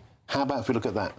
Well, I think our members of the trade union movement would want to see fairness. And people who come here illegally, that's a totally separate debate. That needs to be dealt with, yeah? Great. But we can't have... I mean, I think you've sort of lowered the tone and lowered the level of the debate here. No. We can't have a debate here where... we can afford. But it's not about whether us three around this table, if we all paid more... and if everyone in the country paid more, it would have a minuscule impact compared to someone like Bezos, someone like Musk actually paying what they're due. OK, Chris, we have to leave it there. We've ran out of time, but I do appreciate you coming to the show today. I sincerely do. That's Chris Webb. Now, moving on. More than 500 pubs shut under Keir Starmer's premiership. I think much more than that. But will Andy Burnham really save our booze? I'll speak to a landlord next here on GB News.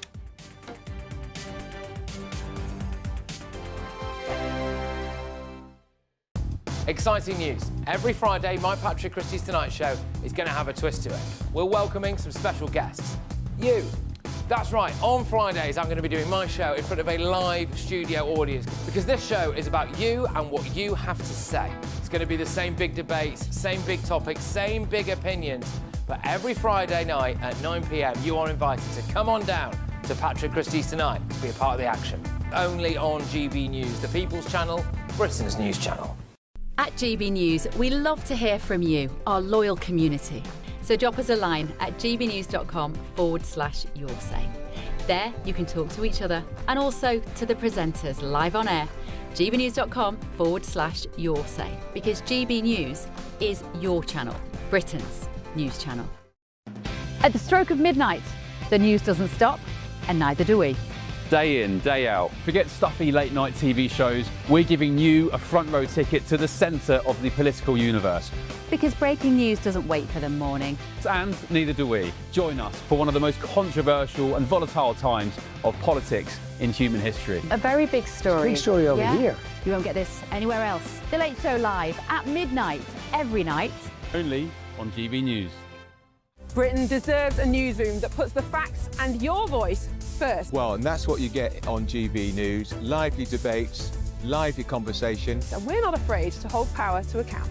And each other. So join me, Andrew Pierce. And me, Miriam Gates, for Britain's Newsroom, weekdays from 9:30 on GB News. Hi, I'm Michelle Dewberry, and my show is your opportunity to cut through all the noise and dive in headfirst to some robust debates. Ideas clash. Situation, No, isn't it? no, Because the failure is you're deliberately avoiding my point. Nothing's held back, And if you think this is the end of it, wait for more. and we do not shy away from the difficult stuff. Sometimes I want to shake people and say, if only you understood. So join me on Dubes & Co. weeknights at 6 p.m. only on GB News, Britain's news channel. Join me, Nana Akweer, for an informative, interactive news programme with a difference. It's fun. No, he didn't say that, Dave. I'm so surprised. I think there's an element of truth to that. Join me from 3 p.m. every weekend, only on GB News, Britain's news channel. I've been in Westminster for a long time, but I know that though power may be here, its effect on people's lives is across the whole of the country. We may be where rules are made, but it's where they're implemented that matters. Join me, Jacob Rees-Mogg, for forthright and frank discussion on where Britain has come from, where it's going, and where it will end up. That's State of the Nation, Monday to Thursday, 8 to 9 o'clock. Vox Populi, Vox Dei.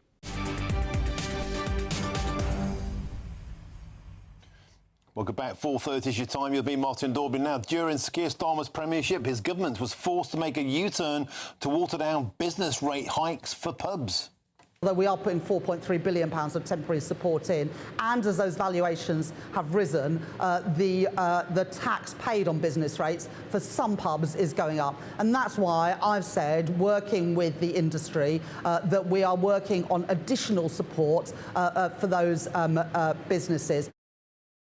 So, as Keir Starmer calls last orders on his premiership, will British landlords raise a glass to Andy Burnham? Well, let's now speak with the landlord of the Old Thatch in Wimborne, Andy Lennox, who, of course, famously banned Keir Starmer and all Labour Party MPs from his pub. First, Andy, welcome to the show. A pleasure to have your company. Are you crying into your beer today that Keir Starmer has finally cleared off from Downing Street? You know, it was a nice thing to see, to be fair, this morning. Finally, after months of, just moving various different positions, you've kind of got Andy Burnham now pretty much ready to come into number 10. And I think, when we did the No Labour MP campaign, one of the places that we couldn't get people to support that campaign was in Manchester, because they have such a good opinion of Andy Burnham. Now, he has pledged to cut rates further already. He's indicated that he will bring VAT in line with Europe for hospitality. So ultimately, from our point of view, we're kind of very, very happy and trying to make sure that we can hold that to account. And come the next couple of months, we hopefully see a VAT cut. I guess, Andy Lennox, the easy thing we've seen from parties of all stripes is that in opposition, they can promise the world. In power, they seem to snatch it away. So Andy Burnham has made these great promises that obviously sound great to you. Are you confident he will deliver?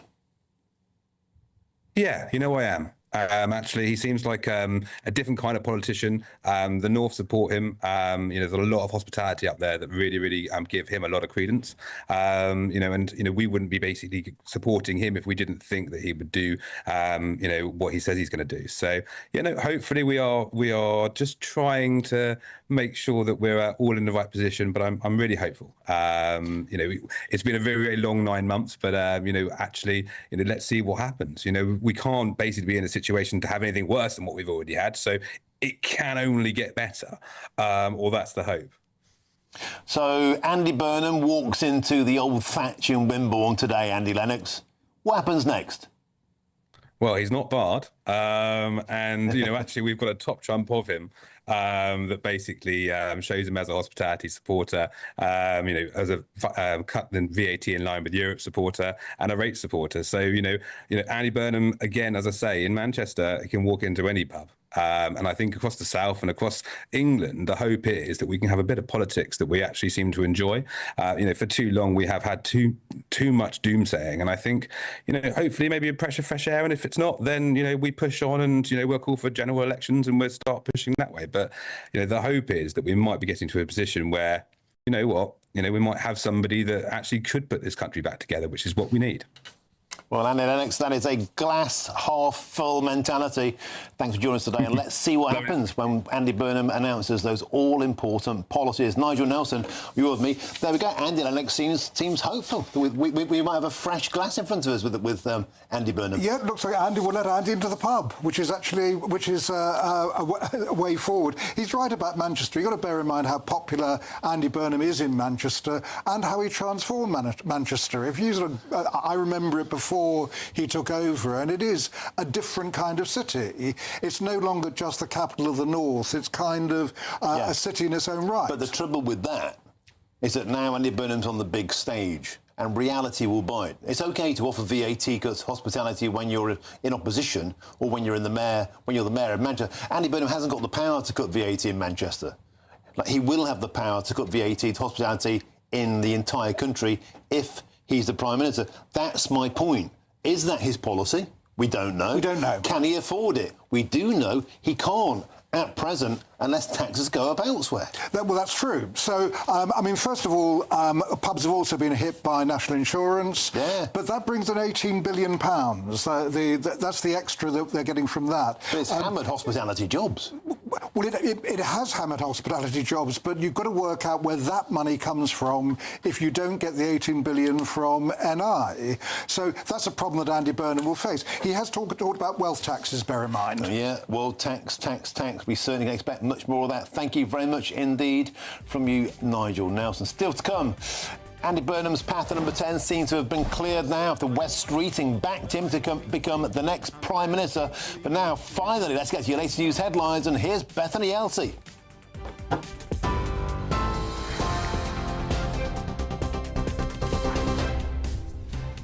Martin, thank you. Good afternoon. The headlines from the GB newsroom.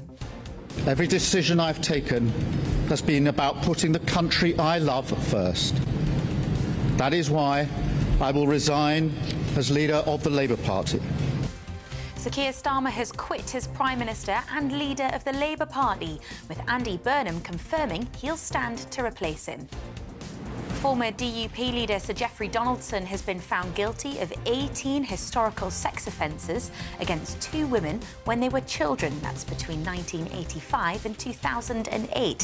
His wife, Eleanor Donaldson, has been found to have aided and abetted his crimes.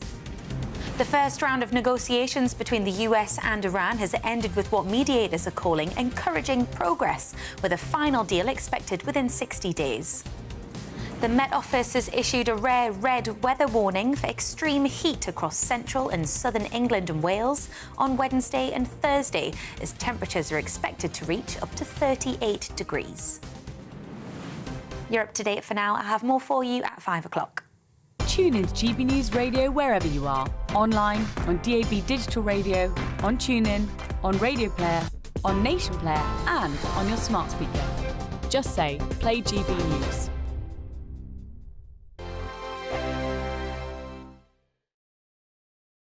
Hello, welcome to your latest weather update from the Met Office here on GB News. Earlier today, the Met Office upgraded the extreme heat warning for later this week to red. So that's for Wednesday and Thursday. We now have a red warning covering parts of the Midlands, southern England into southeast Wales, as well as the broader amber warning area. A real risk to people's health with the kind of numbers that we're talking about. It's not just about the temperatures. The humidity is also going to be building. Not completely dry and sunny everywhere today. We've got a few heavy, even thundery showers breaking out across the southwest and working their way across central and eastern England. Very hit and miss. And it's not hot everywhere. Quite comfortable conditions across Scotland and Northern Ireland. But it is going to be quite a warm night across the south. Temperatures in some towns and cities may stay over 20 degrees Celsius. And as I mentioned, that humidity going to make it especially difficult for sleeping. Any early thundery showers still over eastern England should be clearing away. In most places tomorrow, just hot and sunny. We're starting off with those temperatures in the high teens or low 20s. Not that hot further north, but still it is going to be a warmer day for Northern Ireland and southern parts of Scotland. A little more comfortable across the far north of Scotland, where there'll be cloud and some showery outbreaks of rain across Orkney and Shetland. They should be moving through, perhaps a bit more cloud at times across northern Scotland in general, but for most places, dry, hot, hazy sunshine. As I mentioned, that humidity as well as the temperatures building more widely tomorrow. Temperatures up over 30 degrees Celsius by the afternoon through much of Wales and northern England, along with parts of the south where we could see 36, maybe 37 Celsius across the southeast. Southern Scotland, Northern Ireland also seeing those temperatures rising, and many places staying dry, hot and sunny throughout this week, but those temperatures continuing to build. And it's Wednesday and Thursday we have that red warning in place. Do check the Met Office website for full details on that. Thank you, Britain, for the thousands of you who are becoming friends of GB News every week. You're not only watching and listening to our programmes, you're becoming part of them too. Good afternoon. This is the latest AI travel news from gbnews.com. Eastbound traffic on the A8 is restricted between junctions 6A Chapel Hall and 6 Newhouse due to a broken down vehicle. The M4 westbound is congested between junctions 24 Coldra and 26 Malpas. In Bolton, the M61 southbound exit slip at junction 3 has one lane closed. 2 lanes on the M5 southbound in Worcestershire are closed between junctions 4 and 4A due to a collision, causing 40-minute delays. The M3 eastbound exit slip in Surrey remains closed after a vehicle left the carriageway, with clearance expected after 5:15. For more travel news, go to gbnews.com.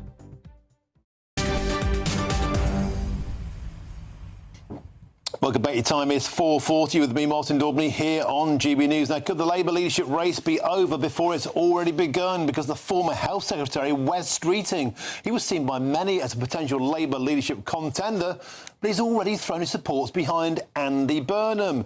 Let's get back now to Downing Street and join GB News' political editor, Chris Hope. Chris, it already feels like a one-horse race. It already feels like a coronation that Andy Burnham will be crowned. The precise thing the Labour Party were furious with when that happened with Rishi Sunak in July 2022. They're all hypocrites. That's a bit tough saying that they're all hypocrites, I think, Martin. I think there's simply a confusion about how to run this country, who has the right to do so. There's a growing feeling, though, that maybe a woman should be on the ballot, and just it will look good to represent, of course, gender-wise half the country. Maybe that's why, but also to have a debate about what Andy Burnham might do as Labour leader and Prime Minister, because we don't know at all. It won't be tested like in a conventional general election. There won't be any kind of leadership debates. If there's a challenger, there'll be some hustings in front of the Parliamentary Labour Party. That will be a good thing. It hasn't happened yet, and currently there's no sign of that. Al Khan's the former Armed Forces Minister. He's been tweeting a bit about why we need to have a debate on leadership. Maybe he might stand. But I think we'll be increasingly hearing more and more about why isn't a woman standing against Andy Burnham, having that debate. It hasn't happened yet. It feels like a coronation, almost medieval in a sense. You've got Sir Keir Starmer, the Prime Minister, being forced out by his own party not even 2 years after that landslide, and Andy Burnham arriving by train, being almost hoisted shoulder high through Westminster Hall, not quite, but nearly, by Labour MPs. And now he's obviously finding his base in the House of Commons, working out the future of his government, if he's the only leadership contender. Extraordinary times. I was just talking earlier to a Labour MP going in, I think, for drinks behind me with Sir Keir Starmer in Downing Street. They said, what is going on? This felt like the Conservatives, all that gathering to my right of all of those colleagues of Keir Starmer in Downing Street. Exactly what happened when Boris Johnson stood down, and Liz Truss and Rishi Sunak. It goes on. Why are these parties making the same mistakes again? It's quite extraordinary. And Chris Hope, I've been saying all afternoon, how in July 2022, Andy Burnham himself demanded general election now for the Conservative Party, of course, when Rishi Sunak was crowned. I don't know if we can get those tweets up. July the 13th, 2022, Andy Burnham said we need to start demanding a general election at the end of this Tory leadership election. They were all elected on a manifesto promise to level up the North, and they're all abandoning it. Now, the point is, nobody knows what Andy Burnham's manifesto is. Nobody knows a single thing about Andy Burnham's policies. And there's not a single person standing against him by the looks it's going now. So there's even more reason, if you follow Andy Burnham's own rules, to ask for a general election. That's right. I think that question is not going to go away and will be increasing in volume, because essentially we're being offered here a new Prime Minister who was a successful Metro Mayor in Manchester, but is not widely known in the country, has had nothing to say ever, as far as I can make sense of it, to Cornwall, Kent, Yorkshire, maybe parts of Scotland, Northern Ireland. What's his view on all of our politics across the country? When you have an election, a leader then goes and does debates around the country, meets local people, appears on local media. We get familiar with the person who may be our future Prime Minister. Not about any debate at all. And the Tories, at least the Tories, frankly, had a vote of their own members and had some TV hustings. That made some sense, but it looks like, as things stand, we won't even get that after Wes Streeting rode behind Andy Burnham and said he would support him. He was the one, of course, last week who said he had the 81 MPs necessary to challenge anyone for the leadership. He's now gone away. Will all those 81 MPs he claimed he had last week now go to Andy Burnham? Will anyone get more than 81 required to mount the challenge? We'll wait and see. But it does feel to me as though there's a lack of permission here of the British people to become our Prime Minister. Somehow Andy Burnham's got to make that happen, make that back. And Chris Hope, look at the tweets on the screen here. Andy Burnham retweeted Kay Burley, Sky journalist. Well, she was. She said it's worth noting only 0.3% of the UK electorate will decide the next Prime Minister. That, of course, is the Tory membership, she said. TV debates are the candidates' opportunity to showcase their vision to the other 99.7% of us. Andy Burnham retweeted that with the hashtag general election now. So in 2022, he was all for the idea of people getting a chance to go to the electorate to decide whether we want a new party leader or not, when it's a Conservatives. You can bet your house he won't do it now. He's going to be the next Prime Minister with nobody having a say. Chris Hope, we have to leave it there. Get back to studio. Chris Hope, thank you very much. We'll get back to you more later in the show. Nigel Nelson, that's my point. Retweeting Anna Soubry, demanding a general election when it was the Tories, but they won't do it now they're in power. To put it to you, the same point. They're all hypocrites. Snouts in the trough. Well, not so much snouts in the trough. I think that when you go back to old tweets, hypocrisy is not a bad way of accusing them of that. But bear in mind, we are a parliamentary democracy. We're not a presidency. The Prime Minister is first among equals, represents his party, and Andy Burnham will stand on what the party has done so far. Thank you, Nigel. Coming up next, I'll be speaking to the hairdresser who banned Labour Party MPs from her salon from my home city of Nottingham.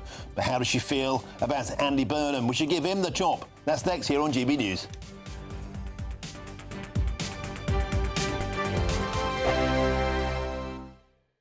I'm Michael Portillo. This is GB News, Britain's news channel. This is GB News. Britain's news channel. As we know, in a democracy, you're free to choose how you want to celebrate. And this is right on brand for Donald Trump. He loves to be a big spectacle with any celebration he does. He wants it to be big. He wants it to grab headlines.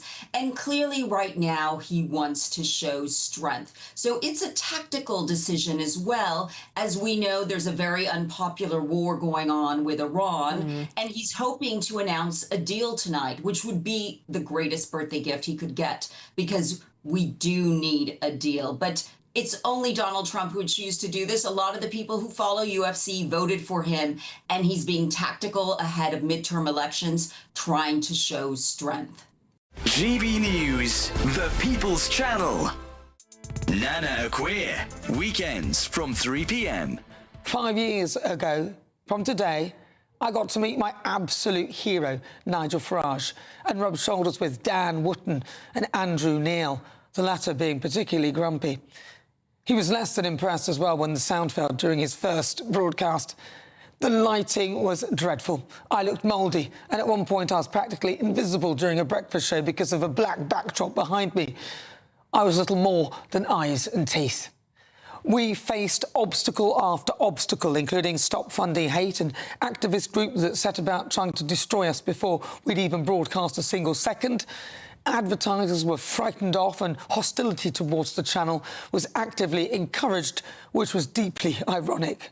But still, we persisted. If anything, it made us more creative and more resilient. GB News, the People's Channel. Sunday with Michael Portillo from 11, only on GB News. Ian McKellen is helping relaunch the Yard Theatre up in Hackney, which reopens this summer, with a new purpose-built 200-capacity auditorium. Tiny, but he'll be doing a brand new version of King Lear. Up in Scotland, Alan Cumming has taken over the Pitlochry Festival. And I just want people to know that all these small theatres, number one, it's not such a big risk. Ticket prices are £30, £35, £40, top price. And you can find less than that. So you can take a risk, but you'll go along and you'll experience something. You'll be part of something. And I am a huge fan of what we get in the West End. It's world class, but it is a lot of money. And it's sometimes just a little bit predictable or complacent or safe, I would say. Not always, but sometimes. GB News, the People's Channel.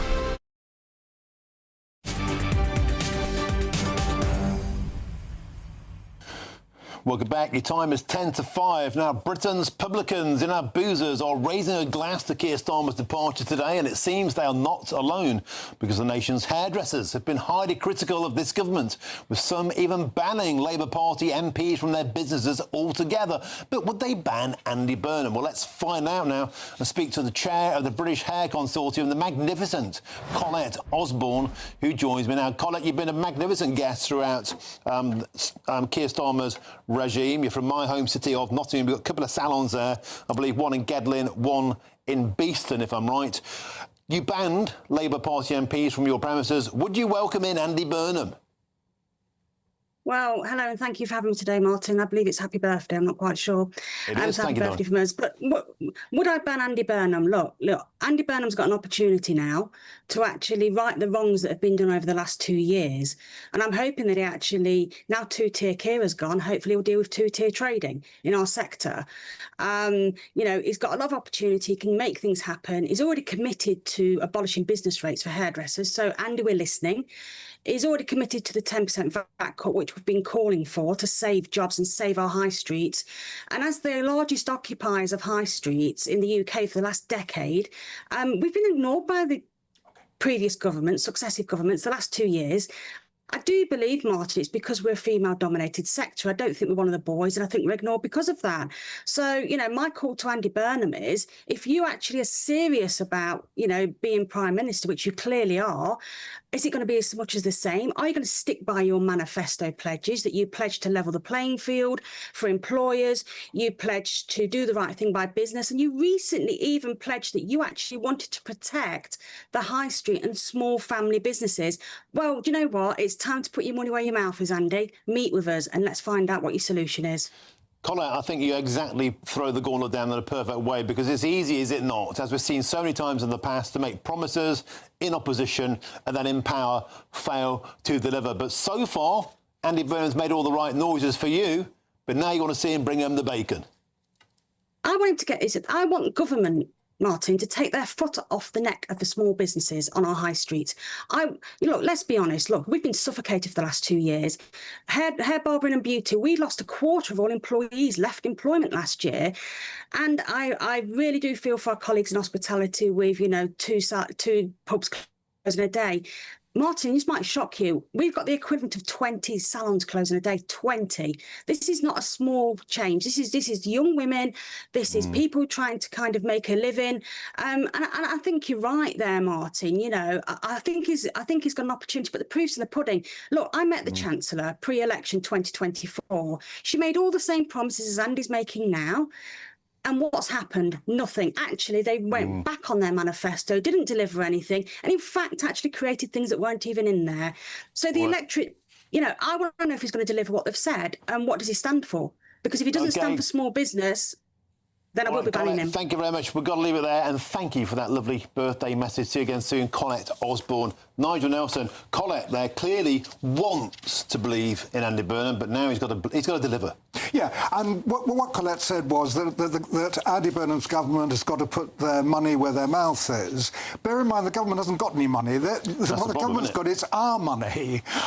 So it's our money that goes towards things. And we go back to where we were before, that Andy Burnham faces the same challenges that Keir Starmer and Rachel Reeves face, and that is finding the money. So when we're talking about lowering VAT, doing something about national insurance, all that's got to be paid for from elsewhere, and that's the tricky bit. But it's time to deliver now, and I wonder, this is where reality bites, is it not? It's like it's easy to promise everybody everything in opposition. The Mayor of Manchester can't control VAT, but now Andy Burnham can. He's got to bring home the bacon. Yes, but I mean, the question is how you pay for any reduction in VAT. When we were talking to Chris earlier on, he was talking about housing. Andy Burnham says every house will be replaced. All right, thank you very much. Now, still to come, as Sir Keir Starmer resigns today, we'll look back at his spectacular downfall and look ahead to Britain under Andy Burnham. That's next on GB News, Britain's #1 news channel. First, though, here's your sizzling weather.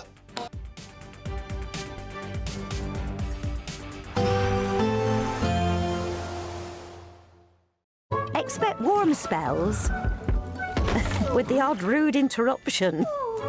Box Boiler sponsors the weather on GB News. Hello, welcome to your latest weather update from the Met Office here on GB News. Earlier today, the Met Office upgraded the extreme heat warning for later this week to red. So that's for Wednesday and Thursday. We now have a red warning covering parts of the Midlands, southern England into southeast Wales, as well as the broader amber warning area. A real risk to people's health with the kind of numbers that we're talking about. It's not just about the temperatures. The humidity is also going to be building. Not completely dry and sunny everywhere today. We've got a few heavy, even thundery showers breaking out across the southwest and working their way across central and eastern England. Very hit and miss. And it's not hot everywhere. Quite comfortable conditions across Scotland and Northern Ireland. But it is going to be quite a warm night across the south. Temperatures in some towns and cities may stay over 20 degrees Celsius. And as I mentioned, that humidity going to make it especially difficult for sleeping. Any early thundery showers still over eastern England should be clearing away. In most places tomorrow, just hot and sunny. We're starting off with those temperatures in the high teens or low 20s. Not that hot further north, but still it is going to be a warmer day for Northern Ireland and southern parts of Scotland. A little more comfortable across the far north of Scotland, where there'll be cloud and some showery outbreaks of rain across Orkney and Shetland. They should be moving through, perhaps a bit more cloud at times across northern Scotland in general, but for most places, dry, hot, hazy sunshine. As I mentioned, that humidity as well as the temperatures building more widely tomorrow. Temperatures up over 30 degrees Celsius by the afternoon through much of Wales and northern England, along with parts of the south where we could see 36, maybe 37 Celsius across the southeast. Southern Scotland, Northern Ireland also seeing those temperatures rising, and many places staying dry, hot and sunny throughout this week, but those temperatures continuing to build. And it's Wednesday and Thursday we have that red warning in place. Do check the Met Office website for full details on that. Expect warm spells with the odd rude interruption. Box Boilers sponsors the weather on GB News.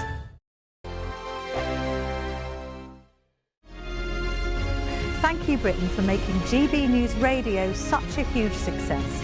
Whether you're in the car, on the go, or listening at home, thank you for choosing us as your radio station.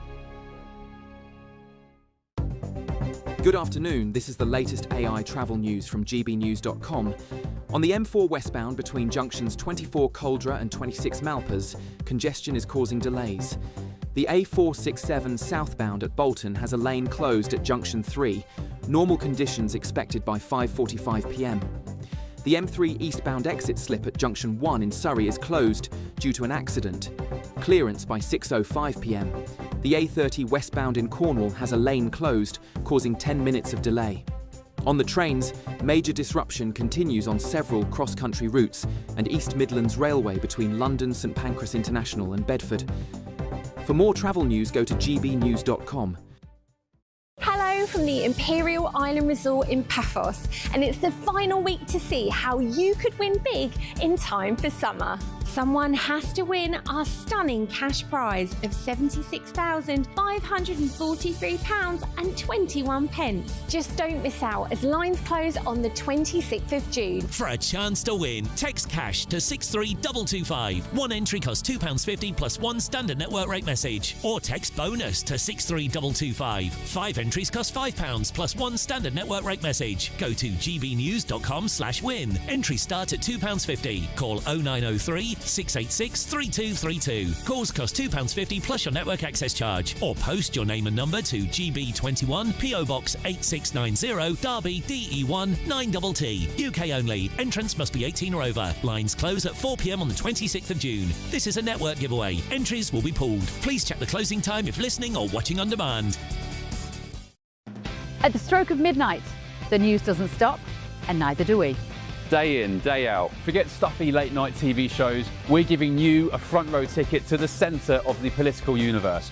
Because breaking news doesn't wait for the morning. And neither do we. Join us for one of the most controversial and volatile times of politics in human history. A very big story. Big story over here. You won't get this anywhere else. The Late Show live at midnight, every night. Only on GB News. Bold. They are under no illusion. Ray. Are you a human trafficker? Boundless. I've had enough of the nonsense, and I'm not afraid to say it. Don't get us on a BBC. Every weeknight, I tear through the headlines. The smell of gasoline. Should we be worried about it? From Westminster madness to cultural war chaos. What we're going to do now is they are throwing things out the car as we speak. Get ready, Britain. Here we go. Patrick Christie's tonight, weeknights from 9 p.m. only on GB News, Britain's news channel. Very, very good afternoon to you. It's 5 p.m. on this sizzling Monday afternoon, and welcome to the Martin Daubney Show here on GB News, broadcasting for you until 6 p.m. Another quiet news day today. On today's show, coming up today, the curtain finally fell on Keir Starmer as the least popular Prime Minister in modern history finally threw in the towel. Every decision I've taken has been about putting the country I love first. That is why I will resign as leader of the Labour Party. Mr. Keir Starmer's premiership was dogged by scandals. The nicknames flowed like wine. Two-tier Keir, free Keir gear, never hear Keir, and Starmer the farmer harmer. But after a local election, Starmageddon, the British voters, and then the Labour Party's own members of Parliament, their patience finally ran out. I swear by Almighty God that I will be faithful and bear true allegiance to His Majesty King Charles, his heirs and successors, according to law. So help me God. Earlier this afternoon, Andy Burnham was finally sworn in as a Member of Parliament as he descended from the north to make his power play down south. And now his unchallenged rise to Prime Minister looks all but certain. But the Reform UK leader Nigel Farage has now called for a snap general election. What is going on here, frankly, is reminiscent of a banana republic that has totally devalued the very process of general elections and democracy. I demand We at Reform demand a general election. Now, don't forget, in July 2022, when Rishi Sunak was crowned as the Conservative Party leader, Andy Burnham was saying general election now. But the Tory leader, Kemi Badenoch, says Andy Burnham won't fix the shortcomings of the Labour Party. So if Andy Burnham doesn't have any answers on national security, then we should have a general election now. So here's a big question. Under Andy Burnham, will life be any different for the British pensioners, the British farmers, British pub landlords, Chagossians and even rape gang survivors who were betrayed by Sir Keir Starmer? Well, I voted for Keir Starmer, so I'm quite sorry that this has happened. I mean, I'll go back to Brexit. What will I say? I know it's not Starmer and the government, but it just seems to do nothing right for this country. We've got no help with fuel. Yes, throughout today's action-packed show, we'll look back on the spectacular downfall of Keir Starmer and look ahead to a Britain under Andy Burnham. But what does he stand for? Chris Hope? I'm here in Downing Street, where, of course, it could be that Andy Burnham goes through the famous black door behind me in 3.5 weeks' time. What do we know about the man who could be our Prime Minister?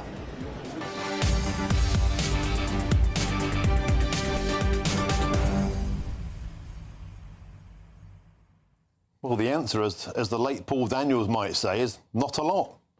What do we know about Andy Burnham's policies? We don't know anything about his policies on defence. He's hinted he'd like to rejoin the European Union during his lifetime, but what about cutting benefits? He's never done that once in his political career.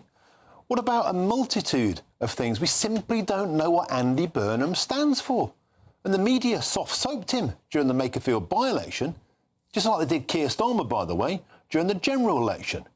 Now we don't know what Andy Burnham stands for, and nobody will get a vote, nobody will get a voice, nobody will get a veto. There won't even be a Labour leadership race by the looks of it. A Prime Minister simply shooed into Downing Street. The precise thing the Labour Party said should not be allowed to happen back in 2022. If it's good for the goose, surely it's good for the gander. Surely it's time to throw a general election and let the public decide. Get in touch, GBNews.com/you'll say is the way to do so, or scan the QR code on your screens.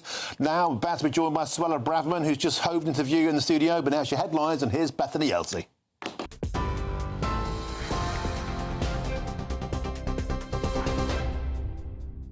Martin, thank you. Top stories from the GB newsroom at 5:04. Andy Burnham looks set to replace Sir Keir Starmer after he resigned as Prime Minister and Labour leader this morning. In an emotional speech outside Number 10, Sir Keir said every decision he has made in office has been about putting the country he loves first. And when I leave the biggest job in the country, I shall spend more time on the most important job, being the best husband I can to my fantastic wife, Vic, who has been a rock by my side through good times and bad.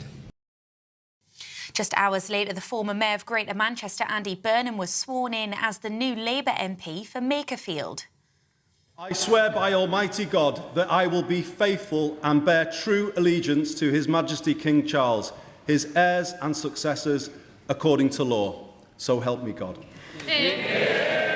He looks set to have a clear leadership run after the former Health Secretary, Wes Streeting, announced he will support him, not run against him. Angela Rayner has urged Burnham to be more radical than Starmer if he takes over, calling on him to redouble efforts to deliver for working people. Meanwhile, Reform UK leader Nigel Farage is calling for a general election. What is going on here, frankly, is reminiscent of a banana republic that has totally devalued the very process of general elections and democracy. I demand, we at Reform demand, a general election. Sir Keir has asked Labour's governing body to set out a timetable to replace him, beginning on the 9th of July, to ensure a new leader is in place before Parliament returns after recess in September. Former DUP leader Sir Geoffrey Donaldson has been found guilty of 18 historical sex offences against 2 women when they were children. A jury at Newry Crown Court convicted him of 1 count of rape, 13 counts of indecent assault and 4 counts of gross indecency. He had pleaded not guilty to the offences, which spanned a period between 1985 and 2008.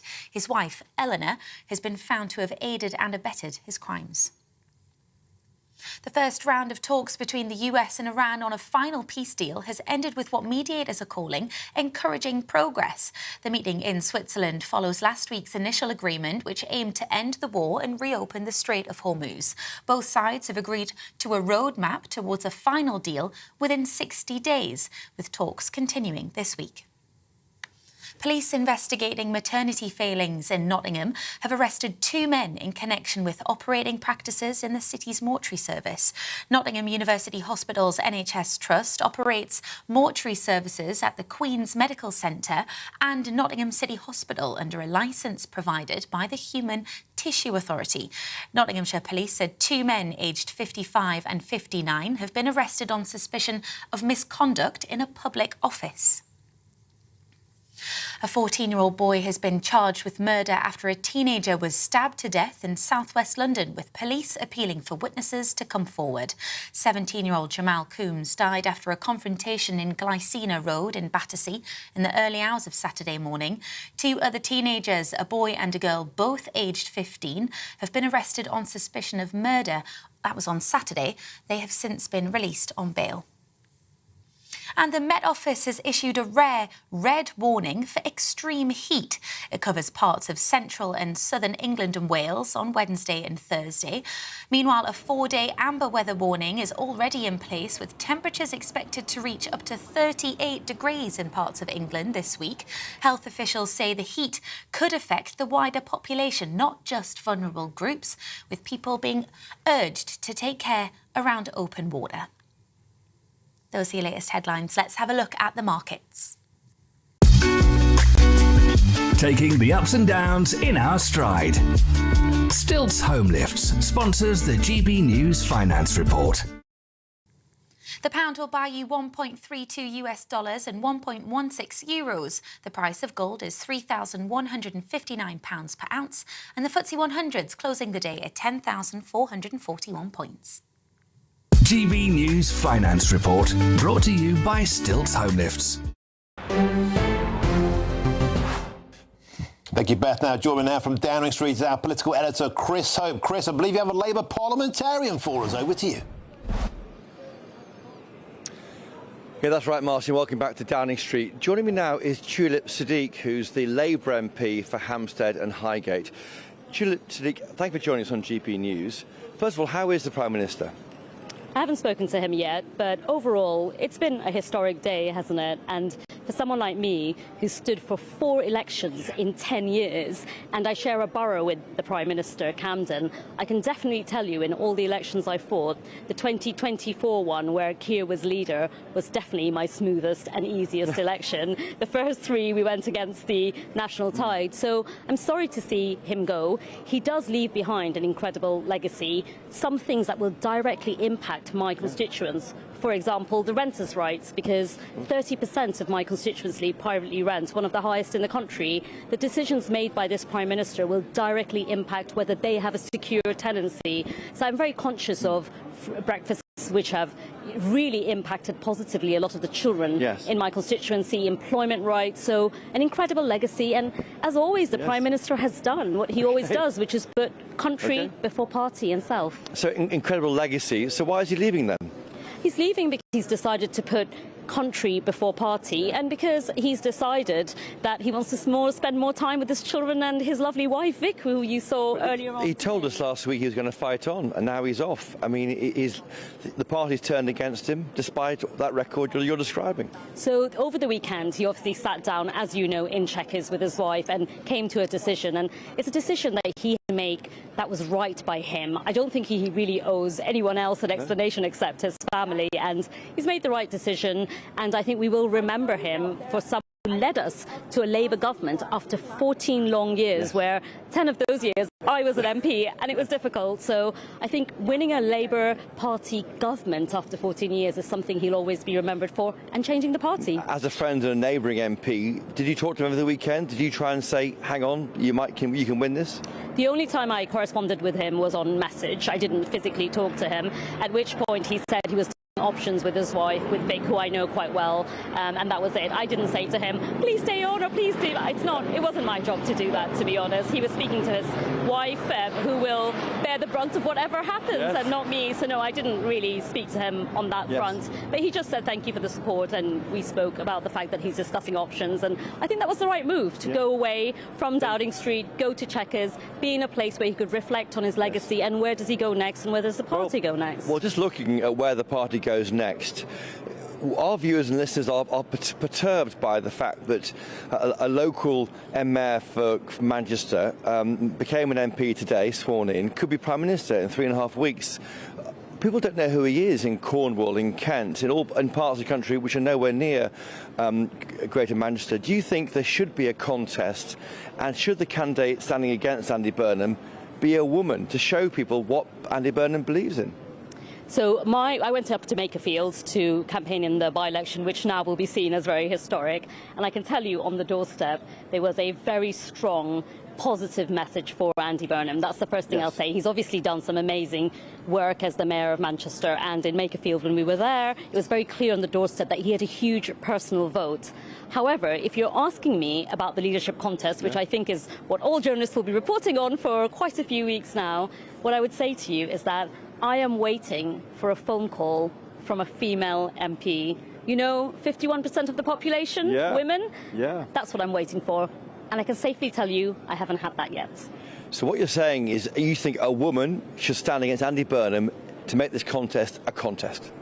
Let's put it this way. I would like to see a woman from the Labour Party put herself forward for the leadership, whether she wins or not, but just to give hope and inspiration to women across the country to say, actually, I want to stand, and I want to see that the Labour Party accepts that. And for me, that has been a sticking point. I would like to see a woman put themselves forward, but as I say, they need to call me, because I don't know who that woman is. Any ideas? Yvette Cooper, Angela Rayner? If someone calls me, they know my phone number, so I will answer the call. But all I can say is, if you're a woman, please call me. And before you go, Tulip, are you alone in thinking this, or is that shared by other female MPs in your party? As you can imagine, this has just happened a few hours ago. There is a sense, though, in my constituency about why there's no women putting themselves forward. I haven't spoken to people in the PLP, but in terms of my constituency, and as you can imagine, everyone's been messaging, because people will miss Keir. People will miss Keir as Prime Minister because he is from Camden. But I think people will be thinking, where are the female MPs putting themselves forward? And I, for one, would like to see someone put themselves forward. Who it is, I can't tell you just yet. Tulip Steek, thank you for joining us today in Number 10. Thank you for joining us. Thank you. Tulip Steek there, a friend of Keir Starmer, and also, I think, making public their concern in Labour ranks, Martin. Why aren't women standing against men? Why aren't women, and there are lots of female Labour MPs, standing against Andy Burnham? Tulip Steek wants to fight. Will any female MP answer that call? Well, let's see if Tulip gets the call or if Tulip gets cut down. Thank you very much indeed, Chris Hope, there from Downing Street. Back to the studio now. Delighted to be joined by Reform UK's spokeswoman for Education, Skills and Equality, Suella Braverman MP, and also by Nigel Nelson, GB News' senior political commentator. Suella Braverman, welcome to the studio. First, may I get your reaction to Sir Keir Starmer finally throwing in the towel today? Listen, I know some commentators have got quite emotional about listening to him, and of course at a human level there is some, you can't help but be a bit moved, but I'm not going to miss Keir Starmer. He's been one of the worst Prime Ministers our country has ever seen, and talk about legacy, I think his legacy is going to go down as one of the worst in our history. Mandelson, scandal, corruption, a friend of a paedophile put into our most important position in Washington. The special relationship with the US, absolutely dead because of Starmer's bad foreign policy. Che Lagos Islands, British territory being sold off in the name of reparations, a tin-eared response to grooming gangs, an absolute failure to stop the boats and secure our borders, record taxation, small businesses being crippled and going bust. I could go on. So this is a legacy of failure, and I'm afraid that the end was inevitable. In 2022, Andy Burnham was demanding for a general election when Rishi Sunak was crowned as the Conservative leader. Your leader, Nigel Farage, today is saying we should have an immediate general election. Do you agree? Yes, absolutely. Well, look at that hypocrisy. I'm sure Andy Burnham would rather bury that tweet and message that he put out many years ago, as with many of the front bench in Labour at the moment. Yes, absolutely. As Nigel has said, this looks reminiscent of a banana republic, chopping and changing leaders. Andy Burnham in particular has absolutely zero legitimacy and zero mandate. He didn't even stand on the Labour Party manifesto as a Member of Parliament. Nearly 25,000 people have voted for Andy to become Prime Minister. In a population of 65 million people, that is minuscule. He has no mandate, he has no legitimacy. Call an election and put it to the test, Andy. Look at this tweet on our screens now. This is from 2016, June the 26th, 4 days shy of 10 years ago, but there's always a tweet, Suella Braverman. Look at this. Andy Burnham, I have never taken part in a coup against any leader of the Labour Party, and I'm not going to start now. Well, he left it 10 years, but this does feel like a coup. And the point, Suella Braverman, is a lot of people are scratching their heads and saying, well, what does Andy Burnham stand for? Well, what are his policies on defence, on benefits, on Brexit, on anything? I think what Andy Burnham stands for is hypocrisy. That's what we can tell from his tweets, and he will twist and turn depending on the popular mood. I mean, the Andy Burnham I know and have seen is one that wants to go back into the EU and undo that democratic vote, a historic vote of a decade ago. He wants more refugees to come into the country and give them more welfare, and he believes that a man can be a woman. It's not a very good sign, is it? Today in Westminster Hall, Andy Burnham, who's not even the Prime Minister yet, was getting a hero's welcome like it brought home the World Cup early. And a lot of people looking at this thinking, OK, we don't remember voting for any of this for him as a leader, but the glee in the Labour MP's eyes, you can see it here, look, seems to be because they think Andy Burnham is a barometer of the fact that Labour under Burnham can beat Reform UK. Do you think the Makerfield by-election is a concern for Reform UK and an indication of things to come nationwide? There is a superficial high within the Labour Party right now. They believe they're having a hero's welcome. I was in the chamber when Andy was sworn in, and the cheer from the Labour benches was very, very loud. So they believe their Messiah has arrived and is going to save them. We've got to be realistic and get back into the real world. The reality is that Andy is more left-wing than even Keir Starmer and Rachel Reeves. We have a crisis when it comes to our economy. He said he doesn't care about the bond markets. Well, the bond markets will care about him and his fiscal plans. He will not solve the small boats crisis. He will not get justice for the victims of grooming gangs. He's not going to cut taxes and support householders, workers and businesses who are the backbone of this country. I would be very surprised if within a year we are again back into this territory with Labour scratching their heads looking for their next leader.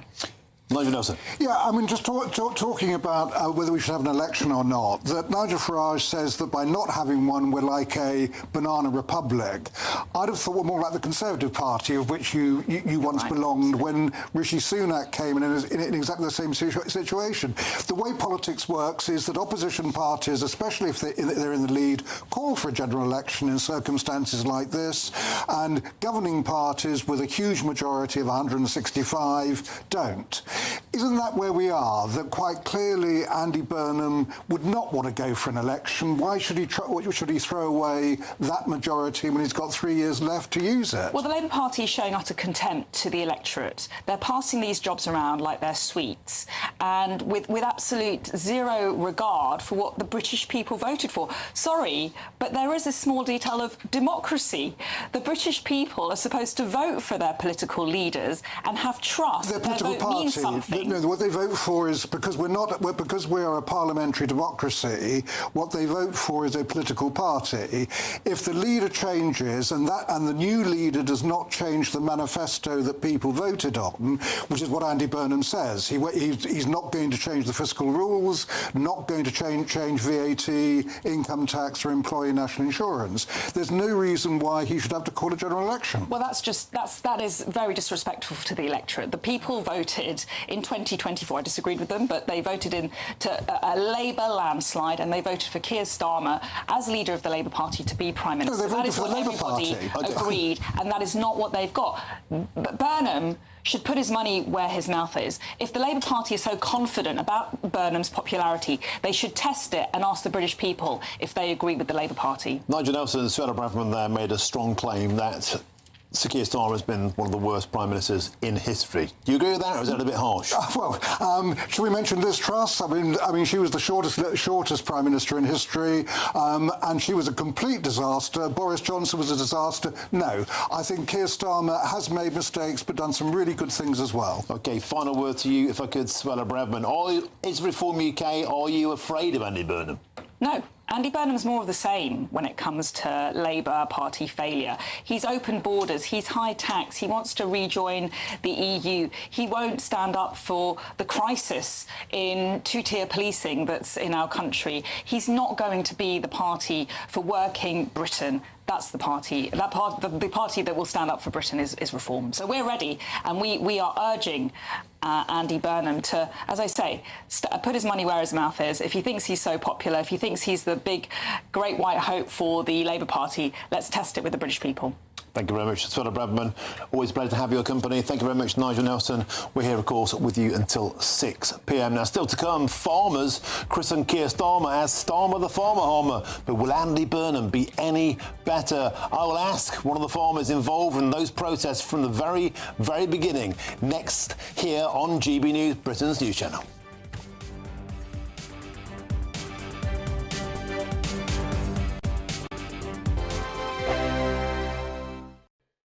At GB News, we love to hear from you, our loyal community. So drop us a line at gbnews.com/yoursay. There you can talk to each other and also to the presenters live on air. gbnews.com/yoursay, because GB News is your channel, Britain's news channel. Some people enjoy lazy Sunday mornings, but not me. What's the truth of the matter? So that's a very live question. Would you support him if he waters down these plans? Before the spin sets in, I'll be getting to the truth. This is personal. No soft questions, no easy answers. It's one thing if the state has rules in this country. It's another thing whether the police and others actually police them. Setting the agenda and holding those in power to account. You can't really blame her if the system is set up this way. You will not want to miss it, trust me. The Camilla Tominey Show, Sundays from 9:30, only on GB News. Westminster's full of talk, but out here, it's the real world. Am I allowed to talk then? No, that's it. This is where it matters, real people and real lives. That's what politics is all about. Practice Trump made a good start. No. Straight answers, no spin, and just a couple of pints. How many fingers have I got up? About 10. So join me for Lee Anderson's Real World every Friday at 7 p.m, only on GB News. The People's Channel, Britain's news channel.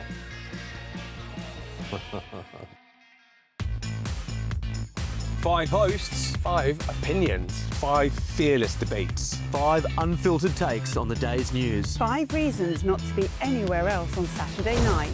This is the Saturday 5. You got me good there. Britain's biggest Saturday night TV show. It's not a bad brand. Yeah. Uncensored. Very, very, very easy tonight. On the unpredictable. What does she say? Can you translate it for us? And always entertaining. And how can a country go from being led by William Wallace Saturday nights from 6 p.m, only on GB News, the People's Channel. Britain's news channel. You're going to want to stay tuned, trust me.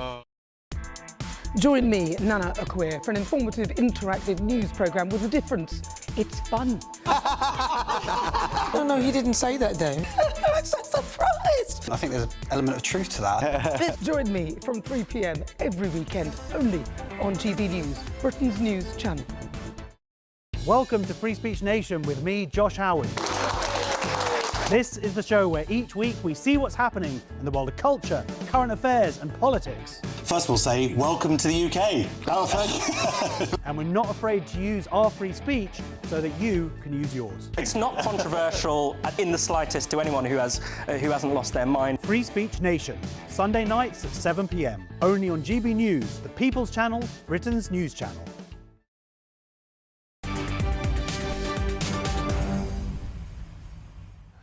Welcome back. Your time is 5:26 with me, Martin Daubney, here on GB News. Now, farmers christen Keir Starmer as Starmer the Farmer Homer, and that's after he brought in, of course, the inheritance tax on family farms. Very important for me to keep making the case that it's only farms and assets over £3 million in a typical case, yes, of parents wanting to pass on to their children. Now, of course, in yet another U-turn, the policy has since been watered down.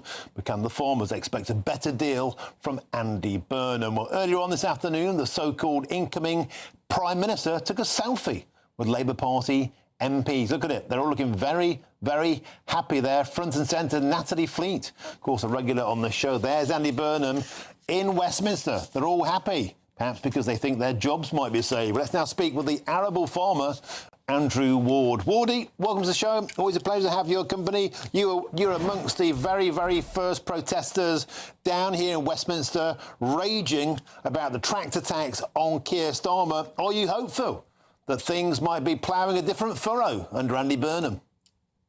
Hello, Martin. Yeah, good to be back again. Well, we can always be hopeful of everything, but after what Keir Starmer said to the NFU conference in November 24, when he said that farms need protecting because once they're gone, how can we trust any Labour politician with what they say? Because since Keir Starmer said that, there are thousands of farms have closed due to some of the regulations and the new things that the Labour government have imposed on us. But we can always be hopeful, Martin, and you know, Andy Burnham hasn't come out yet with anything to do with agriculture or what his policies are, so we can only wait and see. But at the minute, the past record of the Labour government isn't good.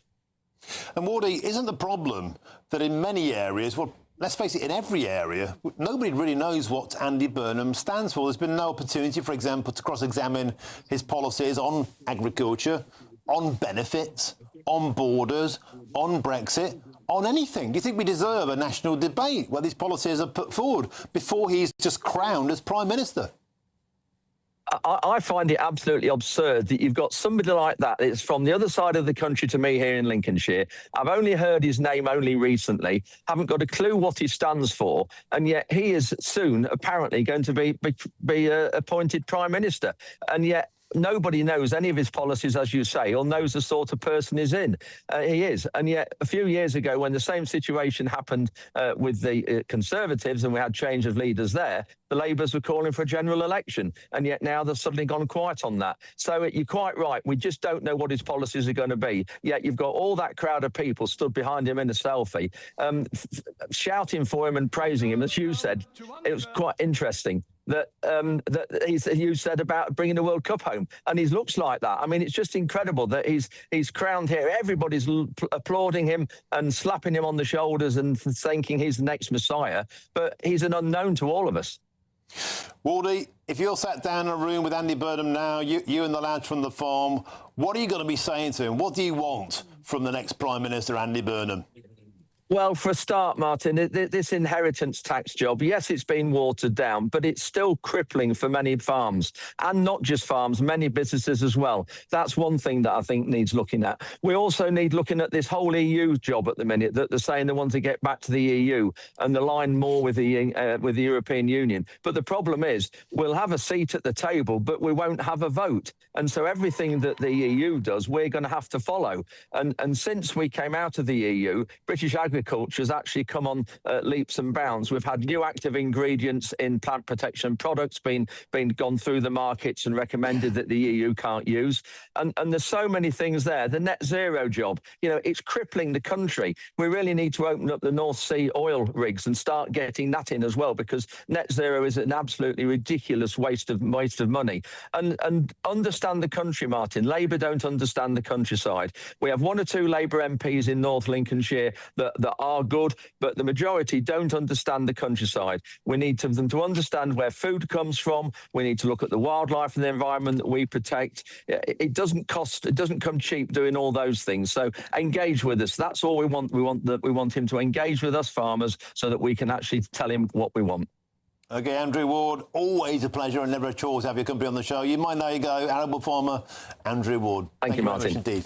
Cheers, Thanks, mate. Martin. Back to the studio, Nigel Nelson. There's going to be a long, long queue of people knocking on Andy Burnham's door, just asking for clarity. And I think it's fair enough for the farmers to say, where do you stand on all the issues that were so divisive when it's a Keir Starmer? Well, I mean, Andrew mentioned the EU. I mean, bear in mind, farmers didn't like the Common Agricultural Policy when we were in the EU. So things are obviously better now. When it comes down to where Andy Burnham stands, if there is a contest, obviously that can be road tested. Assuming there isn't a contest, the important point for a new PM to be in place is just before the Labour Party conference at the end of September. At that conference, the new Prime Minister, assuming it's Andy Burnham, would set out his stall, and that's when we'll hear what he's after.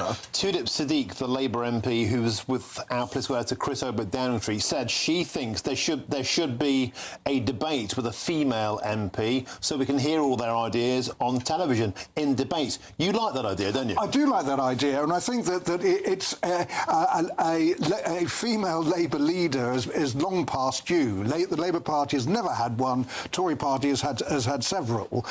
So yes, absolutely. I only question the idea whether we want a protracted contest, which would obviously interfere with government. OK, thank you very much, Nigel Nelson. Now, still to come, Andy Burnham's path at number 10 seems to have all been cleared out of the way after West Streeting backed him to become the next Prime Minister, no doubt looking for a tidy job in the Cabinet. But first, here's your traffic and your travel update.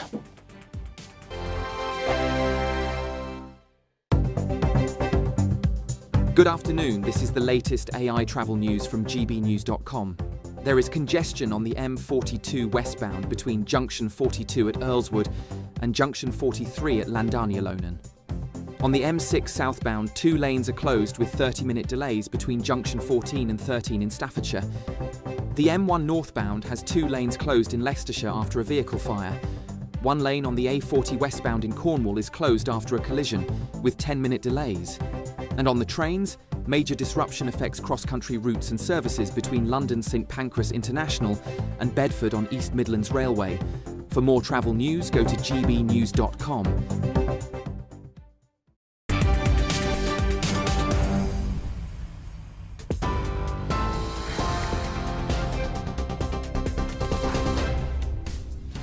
Good afternoon, the headlines from the GB Newsroom. Every decision I've taken has been about putting the country I love first. That is why I will resign as leader of the Labour Party. Sir Keir Starmer has quit as Prime Minister and leader of the Labour Party, with Andy Burnham confirming he'll stand to replace him. Former DUP leader Sir Geoffrey Donaldson has been found guilty of 18 historical sex offences against 2 women when they were children between 1985 and 2008. His wife, Eleanor, has been found to have aided and abetted his crimes. The first round of negotiations between the US and Iran has ended with what mediators are calling encouraging progress, with a final deal expected within 60 days. The Met Office has issued a rare red warning for extreme heat across central and southern England and Wales on Wednesday and Thursday, as temperatures are expected to reach up to 38 degrees. Those are your latest headlines. I'll have a full roundup for you at 6 p.m. Tune in to GB News Radio wherever you are. Online, on DAB digital radio, on TuneIn, on Radio Player, on Nation Player and on your smart speaker. Just say, play GB News.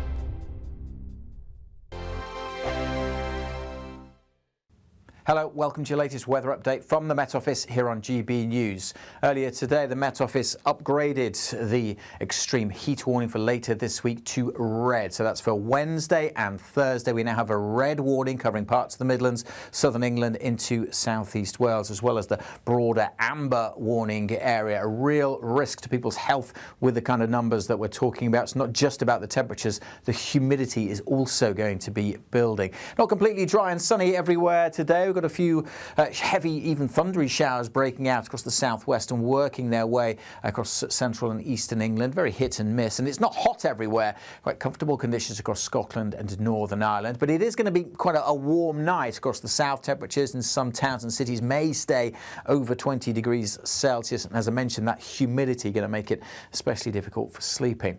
Any early thundery showers still over eastern England should be clearing away. In most places tomorrow, just hot and sunny. We're starting off with those temperatures in the high teens or low 20s. Not that hot further north, but still it is going to be a warmer day for Northern Ireland and southern parts of Scotland. A little more comfortable across the far north of Scotland, where there'll be cloud and some showery outbreaks of rain across Orkney and Shetland. They should be moving through, perhaps a bit more cloud at times across northern Scotland in general. But for most places, dry, hot, hazy sunshine. As I mentioned, that humidity as well as the temperatures building more widely tomorrow. Temperatures up over 30 degrees Celsius by the afternoon through much of Wales and northern England, along with parts of the south where we could see 36, maybe 37 Celsius across the southeast. Southern Scotland, Northern Ireland also seeing those temperatures rising, and many places staying dry, hot and sunny throughout this week, but those temperatures continuing to build. And it's Wednesday and Thursday we have that red warning in place. Do check the Met Office website for full details on that. Exciting news. Every Friday, my Patrick Christie's Tonight Show is going to have a twist to it. We're welcoming some special guests. You. That's right, on Fridays I'm going to be doing my show in front of a live studio audience, because this show is about you and what you have to say. It's going to be the same big debates, same big topics, same big opinions, but every Friday night at 9 p.m. you are invited to come on down to Patrick Christie's Tonight to be a part of the action. Only on GB News, the People's Channel, Britain's news channel. At the stroke of midnight, the news doesn't stop, and neither do we. Day in, day out. Forget stuffy late-night TV shows. We're giving you a front-row ticket to the centre of the political universe. Because breaking news doesn't wait for the morning. And neither do we. Join us for one of the most controversial and volatile times of politics in human history. A very big story. Big story over here. You won't get this anywhere else. The Late Show live at midnight, every night. Only on GB News.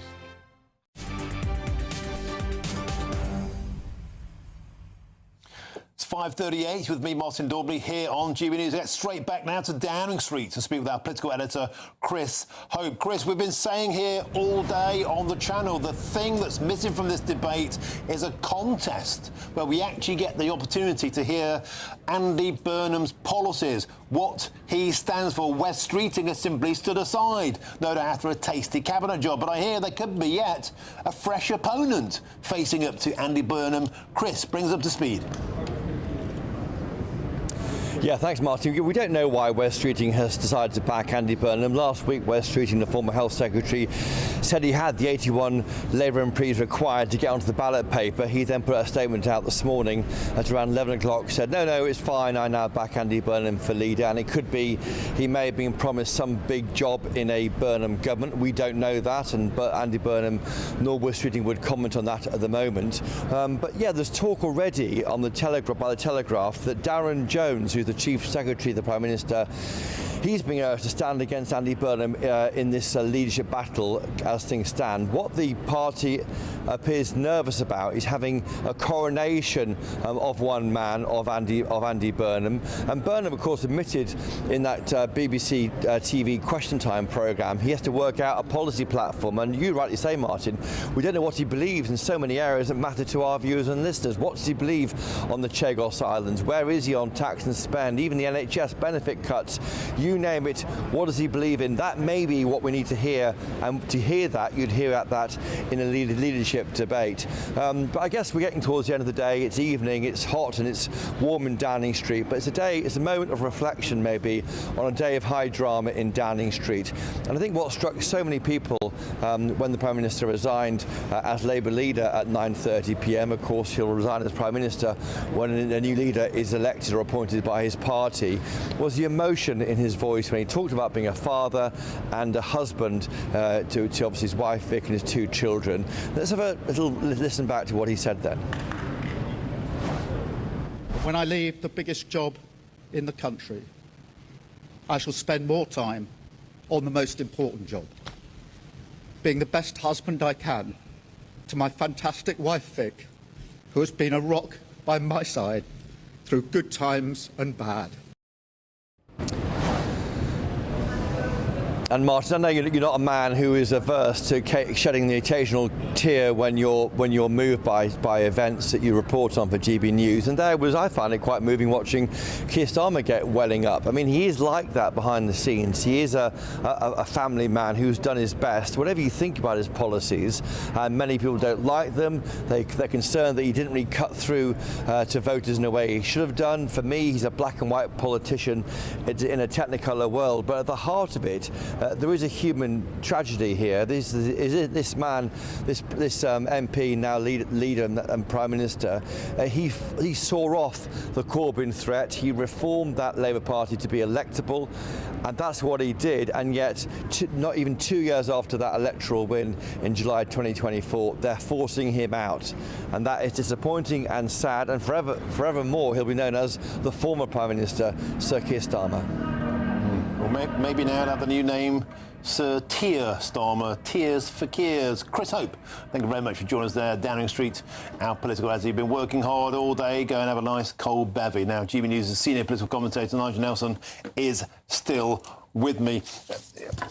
The oldest chestnut in politics is, I'd like to spend more time with my wife and my family. Now, I'm not saying it's a bad thing to spend more time with your wife and family and to shed a tear about it, but nobody wants to spend more time with the wife and the family unless they have to. There's no way that Keir Starmer wanted to resign as Prime Minister. And let's face it, he met his fate today because the public, the electorate, now his own party, has simply had enough. Yeah, I think it's his own party that turned against him. I mean, he actually said it was the parliamentary party that had lost confidence in him.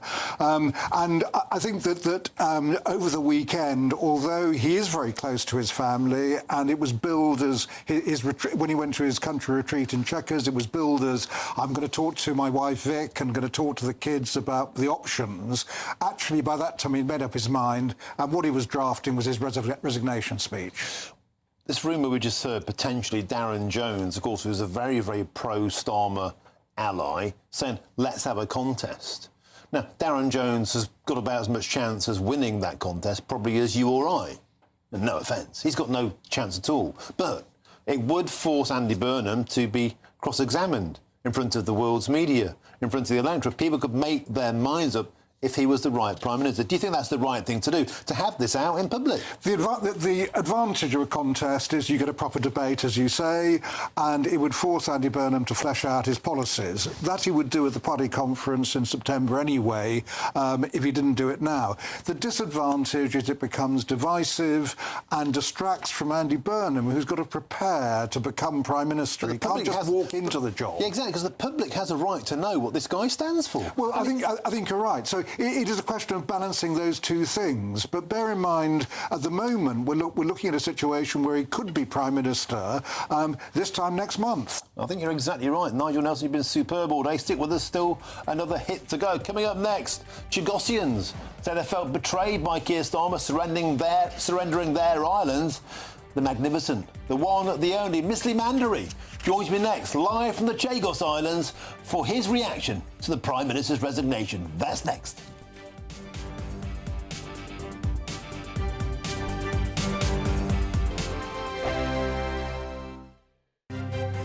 GB News Breakfast, every day from 6 a.m. Veterinary surgeons and such as yourself, I mean, you're very, very highly trained, but it just feels so expensive when there's something wrong with your animal. And it does also seem that insurance doesn't cover the very things you need. There's been huge advancements in veterinary medicine. 20 to 30 years ago, we had no CT scanners in practice. We had no MRI machines. Our blood tests were very rudimentary. And for that, you could do that very cheaply. Now we can offer you this incredibly high level of care that comes at a high cost. Everybody wants this extremely high level of care for their pet. Of course, you want the best for your pet. But there's nobody else to pay for that. So if you can be honest and say, I can't do that at that amount of money, we'll find you a way. Yeah. We will. GB News, the People's Channel. GB News Breakfast, every day from 6 a.m. Lovely to see them all looking rather laid back and informal, wasn't it? Yes, you know, we're used to all of these grand royal events, and although this was undoubtedly the society wedding of the year, a very low-key event, they deliberately wanted to keep it as a private affair as much as one can when one is a member of the royal family, of course. But it was a private ceremony, it was very intimate, and that's really the way that they've lived, that Peter Phillips has lived his life recently, and I think he wants to continue that. Interesting to note also that in this modern age, this is a blended family at this marriage, because they're both entering this as their second marriage. Of course, Peter Phillips previously married to Autumn Kelly, with whom he has two daughters, Savannah and Isla, who are 15 and 14. They were bridesmaids. GB News, the People's Channel. This is GB News, Britain's news channel. Dorothea, how does it feel being here today, joining other veterans? It's marvellous, because for years after the war ended, nobody knew that women had even done anything during the war.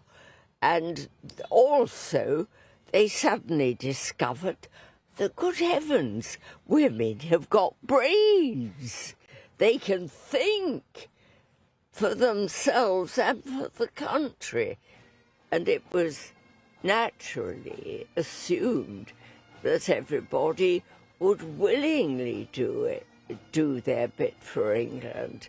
And they would have. We had one purpose in life, which was to free the world from Nazism. The People's Channel.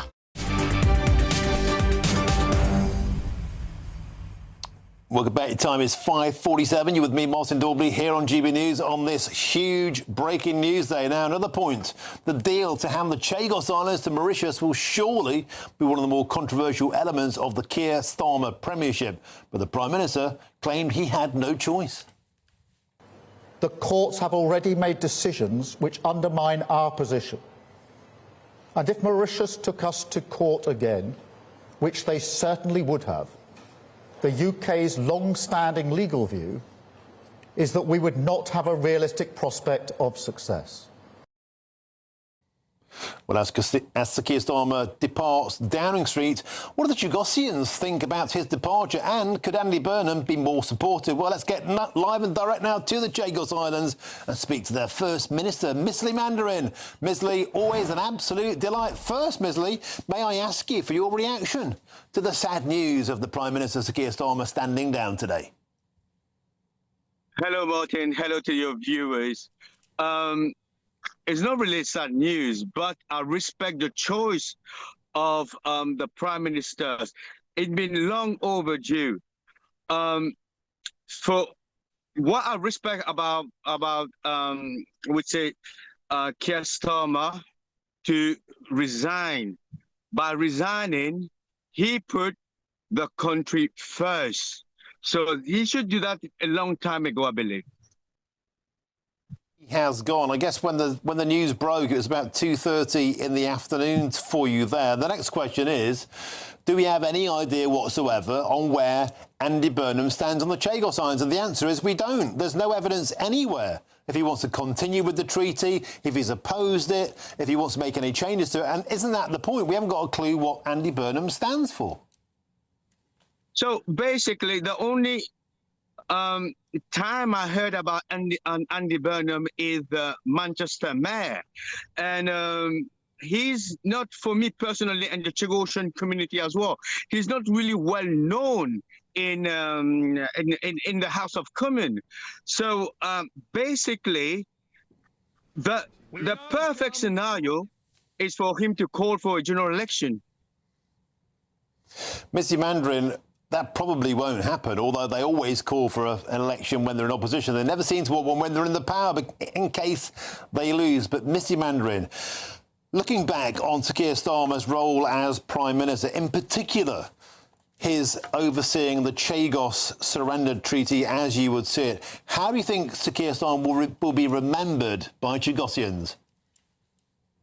So it will be remembered as a a surrender of British territory to a third country, to China. So basically, we're gonna remember him as betrayed the Chagosian people. So I'm afraid to say so. And I believe the new Prime Minister, even though if you have a general election, you have to remember British sovereignty is part of the UK and is part of the national security as well. So it's very important to make this like a priority.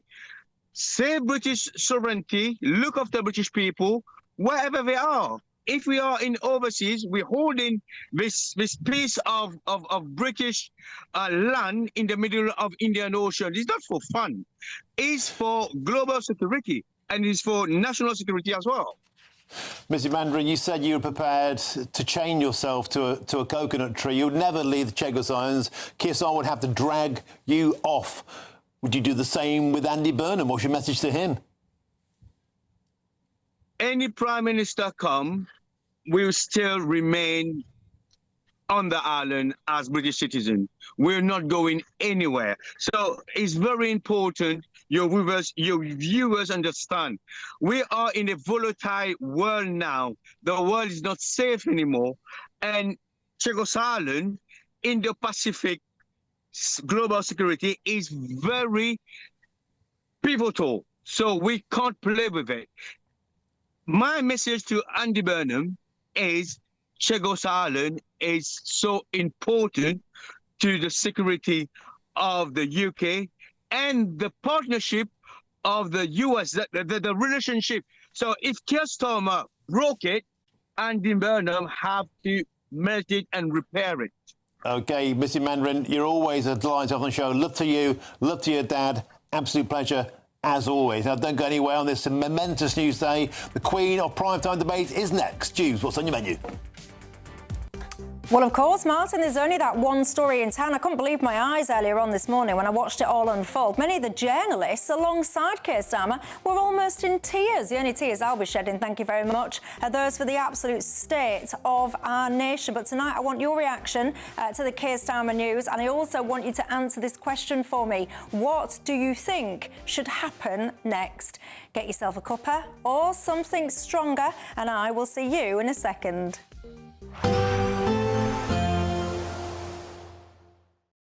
Today, clouds overhead, total zen within. Boxed Solar sponsors the weather on GB News. Hello, welcome to your latest weather update from the Met Office here on GB News. Earlier today, the Met Office upgraded the extreme heat warning for later this week to red. So that's for Wednesday and Thursday. We now have a red warning covering parts of the Midlands, southern England into southeast Wales, as well as the broader amber warning area. A real risk to people's health with the kind of numbers that we're talking about. It's not just about the temperatures. The humidity is also going to be building. Not completely dry and sunny everywhere today. We've got a few heavy, even thundery showers breaking out across the southwest and working their way across central and eastern England. Very hit and miss. And it's not hot everywhere. Quite comfortable conditions across Scotland and Northern Ireland. But it is going to be quite a warm night across the south. Temperatures in some towns and cities may stay over 20 degrees Celsius. And as I mentioned, that humidity going to make it especially difficult for sleeping. Any early thundery showers still over eastern England should be clearing away. In most places tomorrow, just hot and sunny. We're starting off with those temperatures in the high teens or low 20s. Not that hot further north, but still it is going to be a warmer day for Northern Ireland and southern parts of Scotland.